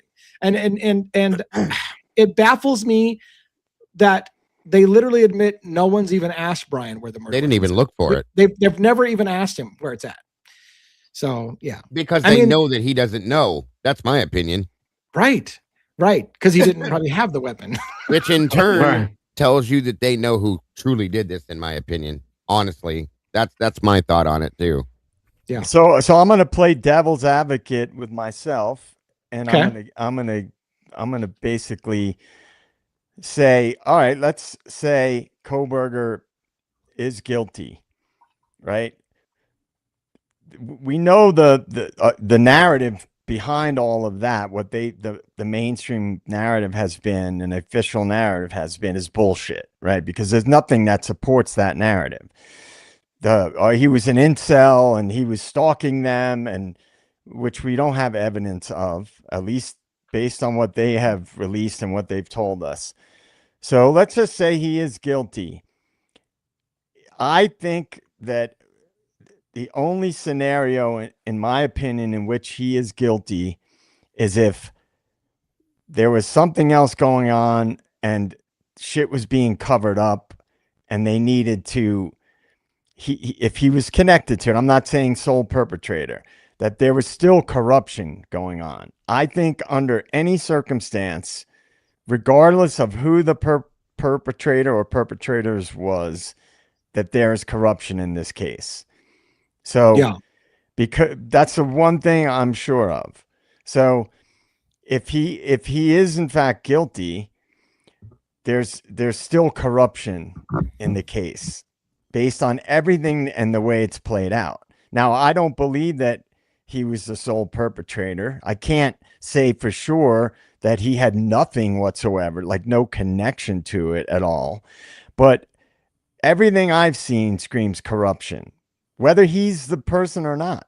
There's still, in my opinion, corruption in this case. Yeah, for sure. No matter what. Yeah. Yeah. No matter what, there's corruption. I want to ask a question on something that Bronx put in the chat over here. It says there was also a Kershaw knife in evidence. Do we remember where that came from? Explain that. Like, first off, what is that? And where did you see it? Because I never saw that. I'm not saying you're wrong. I want to know. Sorry, I was muted. Sorry. It's okay. A Kershaw knife is like a flip out knife. It's not a fixed blade. It's double edged. Okay. It's like a large pocket knife, but like large. And if you look on the sheets of evidence that are just listed in evidence, it'll say like evidence number and then whatever it is.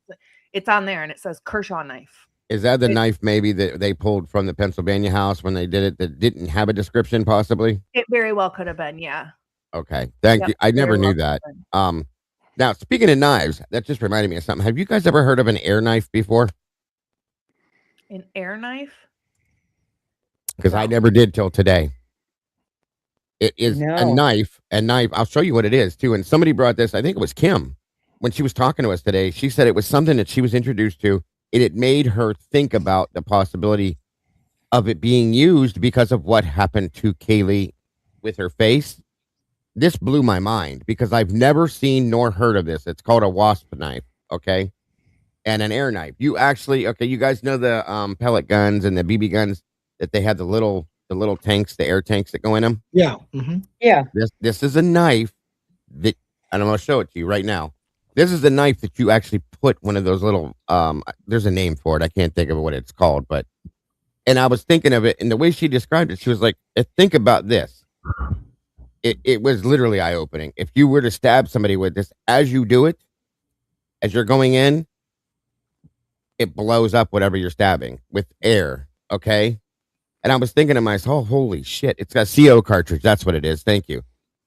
I couldn't believe, I've never heard of this before. It exists. I have one. I'm trying to pull it up to show you. Like, I was blown away immediately. If that was something, because they were talking about. So what was the design function of a knife that blows air when you stab something with it? I don't know if it's a combat knife. If it looks like one. If it's as you stab into something, it blows up whatever you're stabbing at the same time, with the air. And I'm thinking, like, the way she explained with Kaylee's face being so distorted, you know what I mean? And I'm trying to be nice when I say it, but it made me wonder, like, holy shit, that would make some sense. And if they were talking about she was stabbed in the face, okay, so I had to wonder, like, I asked the same question at first, like, why the hell would you even create something like a knife that has a CO cartridge in it? You know what I mean? But it's interesting. I'm trying to pull it up right now. I had it sent to me this afternoon on my show. I'm just trying to remember. There it is. Bingo. Here we go. Okay. Is it going to load for me? Yes. There we go. And it explains it. It's called a wasp knife as well. Get off there. How come I'm not seeing it loaded backstage? Because I'm still loading it, sir. I'm sorry. Oh, okay. I'm reading about an air knife, and it's a completely different type of knife. So I'm curious if this is a different knife. Let me see. She explained it as an air knife, and it's also called, like I said, a wasp knife. There it is, Lee. Okay. So there it is. And as you can see, it looks like a standard knife. You see the valve here. You load the CO2 cartridge in the handle, and it ejects. I need to blow this up a bit. I'm sorry.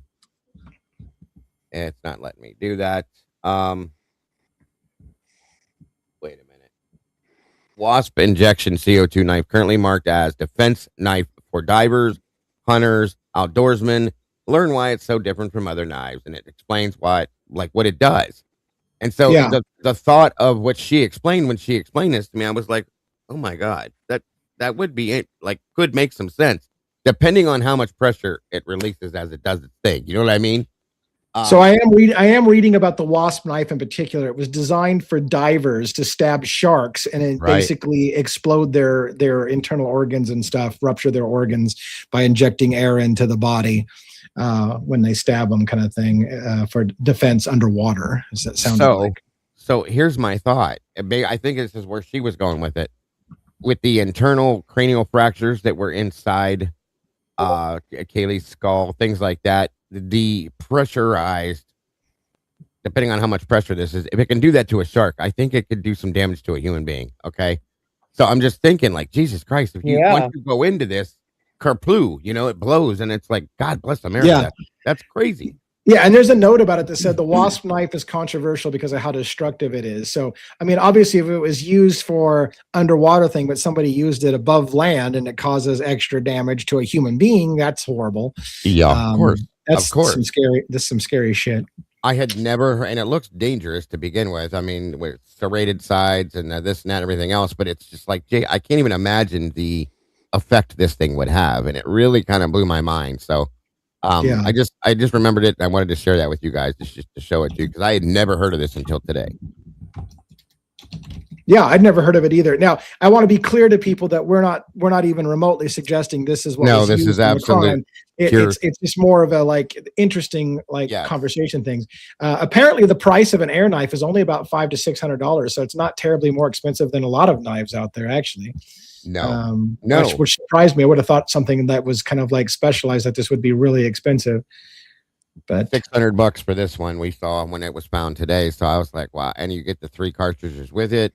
And I have to wonder because I used to have a very, very high powered pellet gun, like a handgun, and you can get different size and pressured cartridges for these. So I got to wonder what the limit is, so on and so forth, and if it could be something that you could use that was, a lot stronger than the standard. I don't know, but it was just something that really opened my eyes a little bit. Like, holy wow, that's crazy. Yeah, that is, and it definitely is only purely speculation, folks. That's all. Yeah. Wow. I never even knew it existed. Yeah.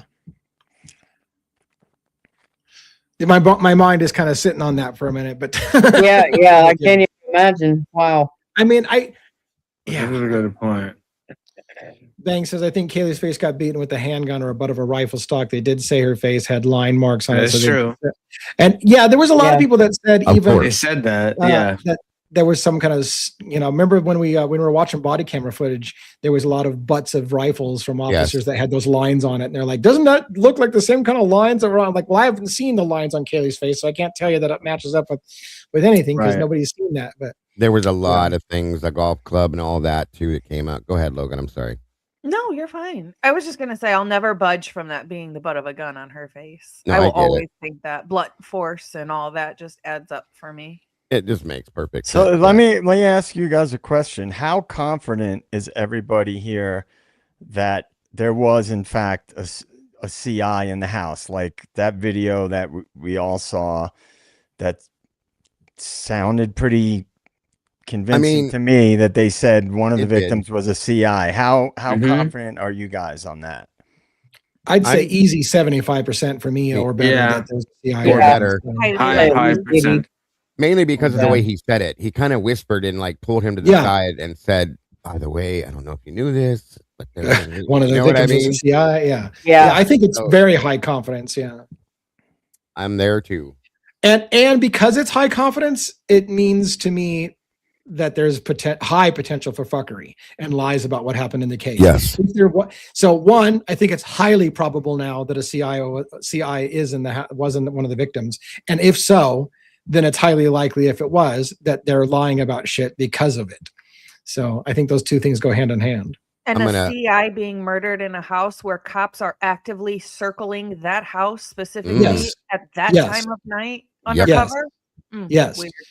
Yeah, it would be a huge black eye on the department to let that happen. It was one of the, before I heard any proof that there was a CIA, it was one of the things I said. If they were watching that house and it happened right under their nose, it would be a huge black eye for them to admit that they had somebody in the house that they were working with and they got the person killed, even when they were watching them trying to protect them. Right. So it would be something they would uncover up.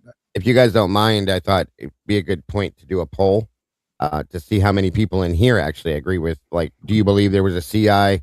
How accurate? I'm just going to type in, do you believe there was a CI in the house? Okay. I'll be right back. Do you want me to compare my poll to yours? I don't know. we might have to. Let me think on it. Of course, you guys can. I think you guys should do it too, but that's up to you. I'm doing it for sure. I'm curious to see how many people believe in that statement based on, whatever. So I'm just making it simple. All right, I'm typing it a little longer because I had the space to do it. Do you believe there was a confidential informant in the 1122 King Road house? That's it. Always got to be bigger. Right, exactly. I'm gonna use every bit of it that I can. So Repent Salvation says there's also that police report from Kaylee to Blaker about seeing Sharon Archer, which was a missing person at the time, and she's the one who called and said she thought she saw her at the Walmart. Interesting, huh? Yeah. We know she's interested in cases and stuff, but all right. Are we just going with the yes no on this, or are we going with the maybe option as well? I'm just putting yes no and not sure. Unsure. Not sure. I'll put a not sure. Okay. All right. So I've got, do you believe there was a confidential informant in the 1122 King Road house? Yes, no, or not sure. Is that what you're going kind of with roughly too? Do you believe there's a CI in the 1122 house is what I said. Okay. Are you doing it too, Logan, or no? Yeah. All right. Tell me when you want to fire it. You want to just go for it? Yep. Fire it off. All right. Unfortunately, again, because all of our chats are separate, we have to each kind of do our chat for our own communities and then kind of talk it out. So that's why we have to do it three different polls out there. Of course. All right. I've got 9 votes over here. 11. Oops. It dropped down to 12, 9, 12. Then, okay. It's bouncing all over. It's still growing. It's getting bigger. I can't find my poll, folks. Hold on. I get it. I don't know why. That's a hell of a thing. You really have some trouble if you're not sure. I'm not seeing it. You don't see your poll out there at all? I don't. Oh. Well, I've got it looks like my votes are slowing down on my side. Did yours go off, Logan? Is yours working? Yeah, it's working. All I right. got 33 votes. Okay. You're outpacing us. Perfect. Okay. So I'm running about 79% yes, there was a confidential informant, 4% no, and 16% unsure. What do you guys got? I don't have nothing because I can't find the damn thing. It just disappeared. I get it. Yeah, huh? And it's not even cold. Hold on. Let me see if I hit the wrong thing over here for a minute. Guys, give me 1 second, please. I can see yours. Uh-oh. Wow, Sorry. that's impressive. Where I can't find it. It's like so you see it in my chat. Yeah. What And the it hell? tells me the Your percent. poll is showing, man. Yeah. That's good. He says that's good. Always a good thing. Yeah, I'm like, oh wait. Nope, that's not it. You're really struggling tonight on that. This is ridiculous, you guys. It just disappeared. It's still moving. right. You have 26 votes, 27 votes. Son of a bitch. Mine is kind of stagnant, so I'm going to go ahead and end our poll over on our side. So like I said, I got 74% yes, 21% not sure, and 5% no. Which puts the vast majority of people on yeah or not quite sure. But Thank you. most, yeah. Typically unique for the super chat. CI adds the reason targeted. I agree with that. And it totally makes sense of why they would have to cover shit up. Yeah. And shift the timeline and all these different things. So, yeah. Yeah, even experts even say that law enforcement sometimes will take steps to protect their CI and will go to framing somebody who didn't do it to not burn their CI, so their CI doesn't get burned. So could something like that have happened? I mean, I'm not saying it did, but could something like that happen? Sure, it's happened before. Out of 42 votes, I had 72% yes, 14% no, and 14% pretty much at 4 a.m. That's funny. How does things like this just disappear off your screen? I don't know. I don't know. Yours. I can't though. I've gone up and down my chat the whole. Did you click at the top? There should be a black bar at the top. No. Yep. Click. Hold on. Let me go. Gotcha. No, it's not it. Wait a minute. The hell? Is your poll still running? Like you didn't shut it down, or did you shut it down and you're looking for your results? I'm looking for my results. I have not. I can't find the poll to shut it down. I hit go and then it disappeared into oblivion somewhere.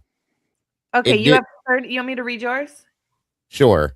Okay, you have 31 votes. There's 74% yes. They do believe there's a CI in the house. 13% no, and 13% not sure. So for the most part, very similar numbers on all of it. Yeah, very similar numbers. 77 looks like a good 70-something% across all of our boards think that there was likely a CI in the house. Yeah. Now the question is, does that? Anyways. Well, Twiz made a good comment where he said you have to believe MPD, right, to believe there was a CI. But I don't think they meant for that to get out. No, I don't think so either. No. That was a public records request of war that slipped out. And intended to. And it's funny because when I asked Kim about it, somebody asked me to ask her about it today. She said she does, and she thinks it's Kaylee. Yeah, and she because Kaylee was the I think it was investigative. Kaylee, yeah. She brought up when Kaylee had found that woman at Walmart that she reported to whatchamacallit. Right. And I was like, okay. I am beyond confused, Bootsy. I'm sorry. It just poof, it's gone. But you guys can see it, so it's hiding from me. My poll is hiding from me.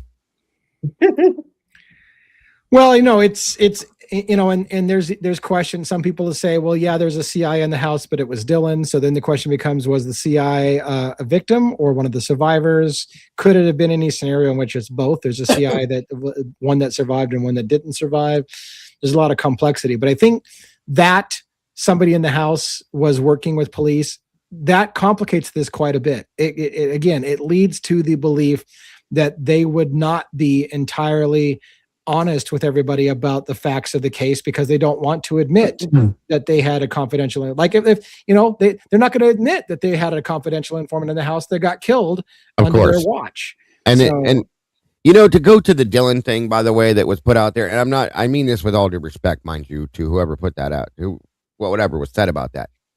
If Dylan was a federal informant informing on her boyfriend at the time when she was in high school, why in the fuck is she still with the guy? Yeah. Does that make any sense to anybody? No, it doesn't. I mean, I can't get that out of my head. I've been stewing on that for a while. And also that video that got leaked or whatever that we weren't supposed to see, they wouldn't be referring to Dylan and Bethany as victims. When he's saying victims, he's referring to he's somebody who passed. Yes. Yeah. That's what I would go by. Yeah. Exactly. And if that operation was in conjunction with the school, they don't want that to get out. And I also so the $1 million question, so here's the thing. We all watched that video where he whispers, I don't know if you know this, but one of the victims was a CI. To this day, is there any question in your mind that's not what he said, that he said something else? Not at all. Because there are people who are saying that he said something else. But what else would he have fucking said? Like, no. It seems clear as day that's what he said. No, that's what he said. I played that forward, backwards, slow, fast, every which way I could, and I even put the closed caption on it, this and that. I asked other people with it. That's what he said, in my opinion. My other thing with that too is, do you think again, if this was a federal CI, do you think that the local PD would know? If they were doing a joint operation, they probably would. Okay. Right. I mean, there was a multi-jurisdictional task force on drugs in the area. So local law enforcement could have been working with maybe Homeland Security about drugs coming across the Mexican border, I suppose, through their town, right? So they could have been working together, right? So that's possible. That also could explain Dollinger going to FBI school, right? Right. The investigation too. So they could have been working on it. Yeah. Again, a multi-jurisdictional drug watch of drugs coming across the border in through the colleges, and that could have been an ongoing thing. And then during the course of that, they end up getting somebody mass murdered, maybe by the people that they're investigating, and then it's a huge embarrassment. Again, it's a huge fuck up. Like, how did we let this happen? We're supposed to be investigating this, and we let people, we let our CI get murdered, and a bunch of people in the house along with her. Could be a major problem. Mm-hmm. And I could see that as totally plausible. I'm sorry, Logan, to interrupt. I could see that as totally plausible for the level of them wanting to cover up what happened in the house. Sure, it would make sense. In the Nancy Guthrie case, there was a male and a female that knocked on the neighbor's door. They were inside for quite a while, and they said they were FBI. So when they left, they were inside for like 4 hours, the neighbor's house. When they left, the neighbor called the local sheriff, and the sheriff was like, no, we didn't have any FBI people at your house. And so they were terrified that it was fake FBI people cased in their house, in there for 4 hours. So there could be times where they don't know that there's a CI. If it was for FBI didn't tell local, or vice versa. Yeah, Nancy's case usually doesn't happen though. That it could happen, but usually it doesn't happen. I could tell you, if there's an operation going on, even if it doesn't involve local law enforcement, what normally happens, the outside agency, whoever it is, if it's some kind of task force or FBI or whatever, they'll stop by the local precinct, because that could be these guys, if these guys get involved in some crazy thing, now you have the cops are going to respond there, and it could be a recipe for disaster. So they have to kind of let us in. They might not tell us exactly what's what they're why they're there, but they may say, like, we're pursuing a certain suspect, or there's something, where we're going to be at this location during this time. They usually will tell us. Like a heads up. Yeah. And let me ask you that. I mean, we need to wrap up because I usually don't only go about 2 hours, although I don't have to be on a set time frame. But let me ask you this. If there was a multi-jurisdictional drug task force, and the FBI and Homeland Security and Moscow Police Department and probably Pullman, because if you're dealing with Moscow, you're going to be dealing with Pullman too. The two campuses are too close to each other.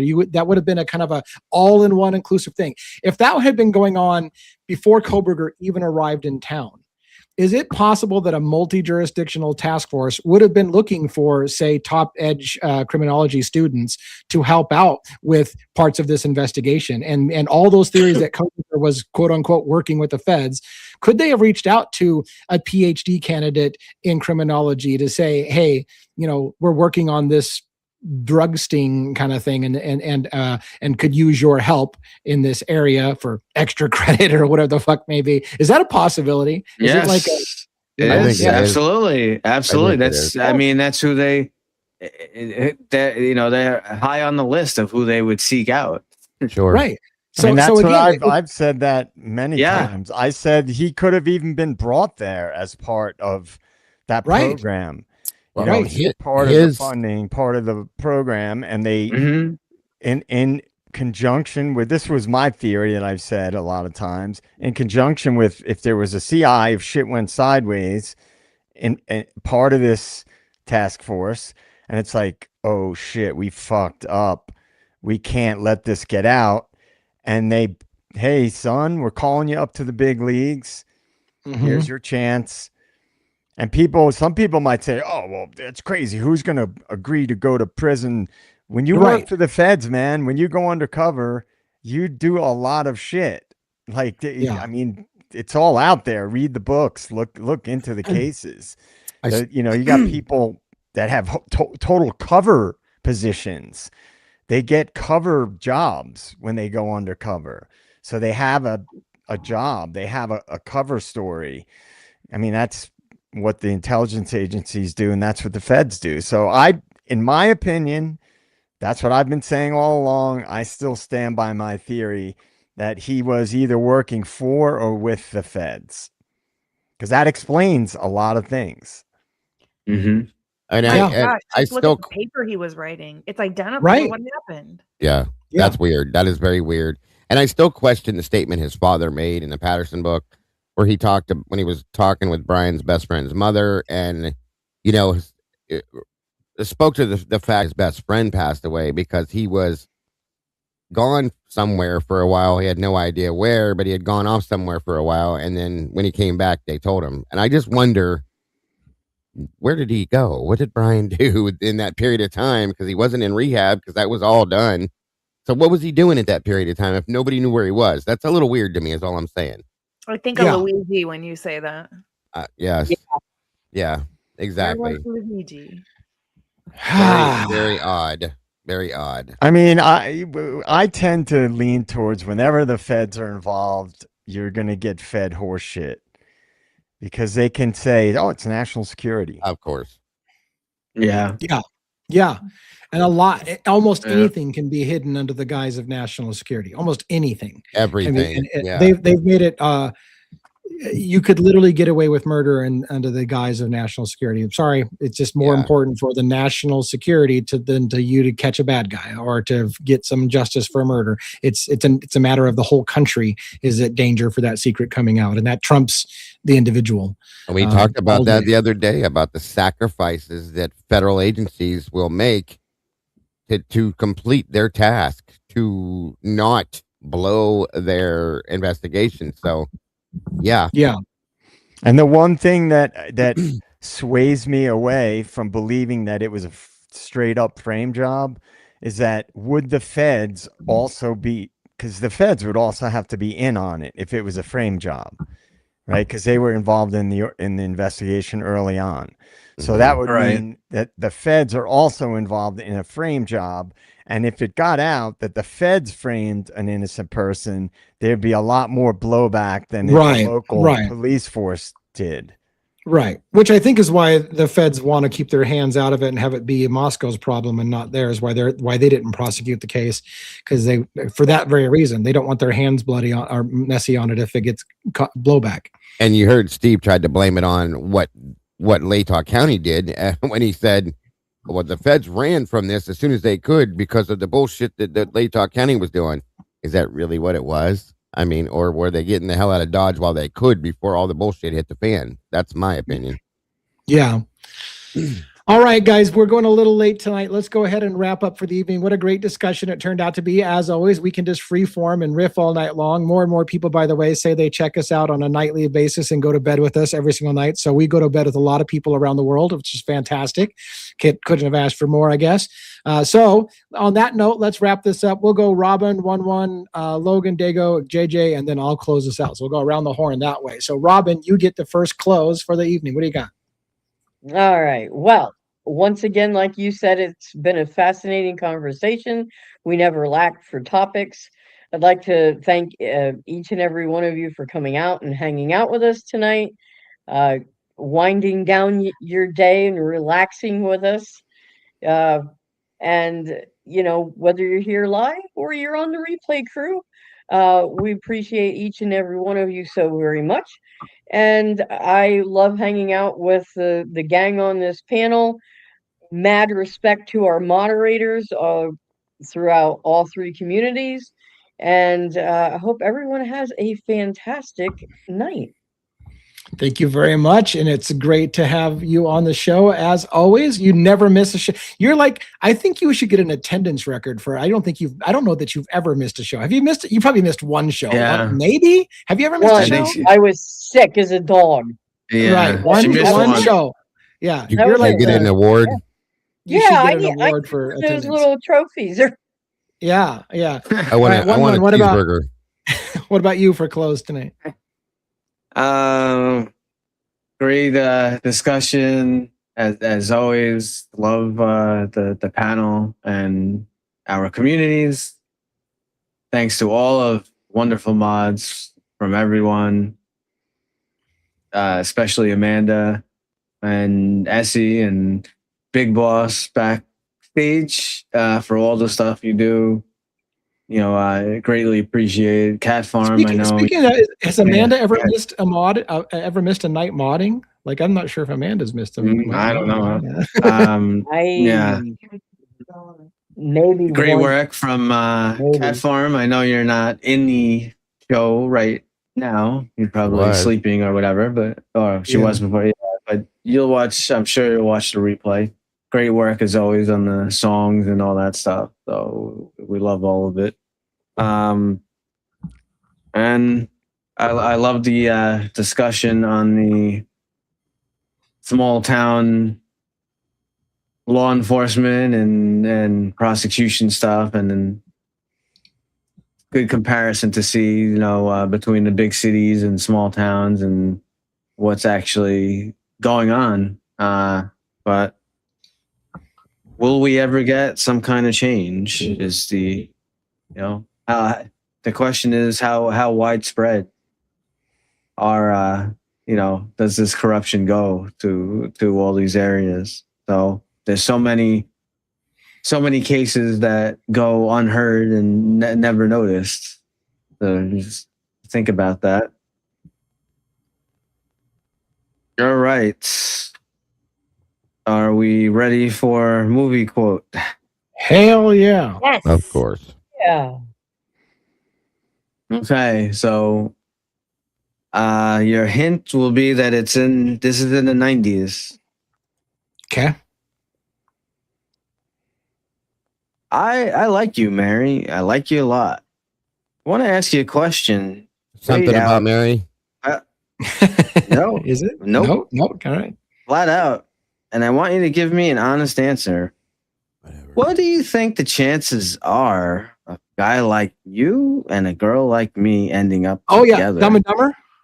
You got it. Yeah. Dumb and Dumber. How did I not know that? Lloyd, that's difficult to say. I mean, we really don't hit me with it. Just give it to me straight. Dumb and Dumber. I came long way just to see you, Mary. Just the least you could do is level with me. What are my chances? Not good. You mean not good like 1 out of 100? I'd say more like 1 out of 1,000,000. So you're telling me there's a chance? So you're telling me there's a chance. Yep. Great job. Thank you so much for the movie trivia. I was on it tonight. Thank goodness. Dumb and Dumber. That's amazing. All right. Logan, what do you got for close tonight?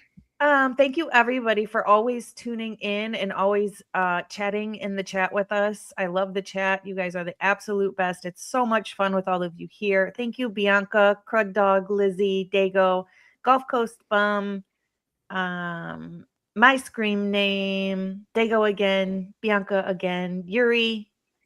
And thank you all for getting halfway to our goal tonight. I will explain more tomorrow on it. Do something nice for yourself today. Be kind, but more importantly, be kind to your animals. And of course, thank you to the mods. You guys are the best. Have a great night, you guys. Thank you so much. And Dago, what do you got for close? I found my poll. Nice. Nice. That's good. Yeah, It's good found moment. it finally. It only took me an hour, but it is what it is. Anyway, thank you all so much for joining us. As always, it was such an amazing conversation. I kind of like these freestyle conversations where we don't really have a topic. We just kind of go at it. It turns out great every time. So thank you all for being here for that. Thank you to every one of you amazing mods. Thank you to anybody that chose to support us, whether donations, super chats, memberships, whatever it is. Thank you all very much for all of that. Thank you to Lee, Logan, JJ, 1-1 and Robin for being here with me and having me here. It's always an honor, as I say. I appreciate you all so very much for that. Guys, don't forget to love yourselves, love each other, and don't change nothing. You guys are truly the beautiful people. Have a wonderful night. All right. Thank you so much. And JJ, what do you got for your close tonight?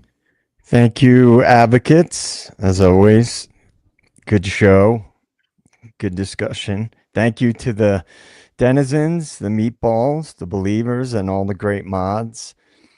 I think this Idaho 4 case, which is what we spent a lot of time on tonight, is an enigma because you have, in my opinion, so many different angles of everybody could take a theory and find a lot of things to support their theory. And I think that's what makes it compelling, because you can pull on a given thread and you could pull it pretty far. And I think that is why, because some people ask, people are still talking about this case. I just think there's so many different aspects to this case that don't add up, and that I think we'll still be talking about it, I think, for a long time. I really do. I think there's more to it than what we've been told. I think we'd all agree on that. So I have a feeling we'll still be talking about this case for a while, whether people like it or not. Yeah, for sure. I agree. Well, it's good to see you as always, and I'm looking forward to when you get more of your channel going and running. And I was thinking, by the way, just out loud, I want to start reading that book, Chaos. I do enjoy doing book reviews. I had the idea of doing a book club for members only. Actually, I wanted to do it public, but it just never caught on, and so the channel suffers when I do a video that only like 12 people do. But for those who are interested in reading the book, I think I'm going to start the book Chaos tonight, and I'm going to read a chapter or whatever of that. And what I do is I end up highlighting the parts that I found were interesting and talking about it. It'd be nice if you want to join me for that, if you're interested in that, to pick up a copy of that book on Kindle or whatever. I also am going to be continuing another book that JJ recommended to me, which is One Nation Under Blackmail by Whitney Webb. I figured out where I was on the book, so I'm going to review that as well. So those are some of my projects that I'm going to do. I'm going to do it very, very soon. I'm going to start doing those book reviews again. They're not real well watched, but it's member only content for $3. You can become a member and join in that conversation, or listen, get a copy of the book for yourself. I recommend you do that so you can show some love to the authors who originally put the time and the effort to research those books. And then if you want to hear my thoughts and or even participate in the discussion, make sure you get a copy of the book and that you watch that series. And thank you all for coming. Come early, come often, come multiple times. That's always the goal. Thank you for being here. I hope that you enjoyed the music that we played at the early part of the night. I'm going to be working music into the show more often, so you can kind of expect to hear a song and then one of our 2 sizzle reels. We've got 2 big sizzle reels that are more fancy. We'll always probably play one of those so that you know you're in the right place. But before that, we'll roll on any given night. We'll roll a new song with some AI images and stuff like that, just to kind of mix up the variety. And you'll never know whether it's going to be humorous or it's going to be serious, whether it's going to be smoky, whether it's going to be bouncy, whether it's pretty much going to be something really hilarious. Check those out. And thank you everyone for being here. Have a great night. See you tomorrow night, same time, 6 p.m. Pacific Standard Time, and catch you later. Have a great night, everybody. Good night, everybody.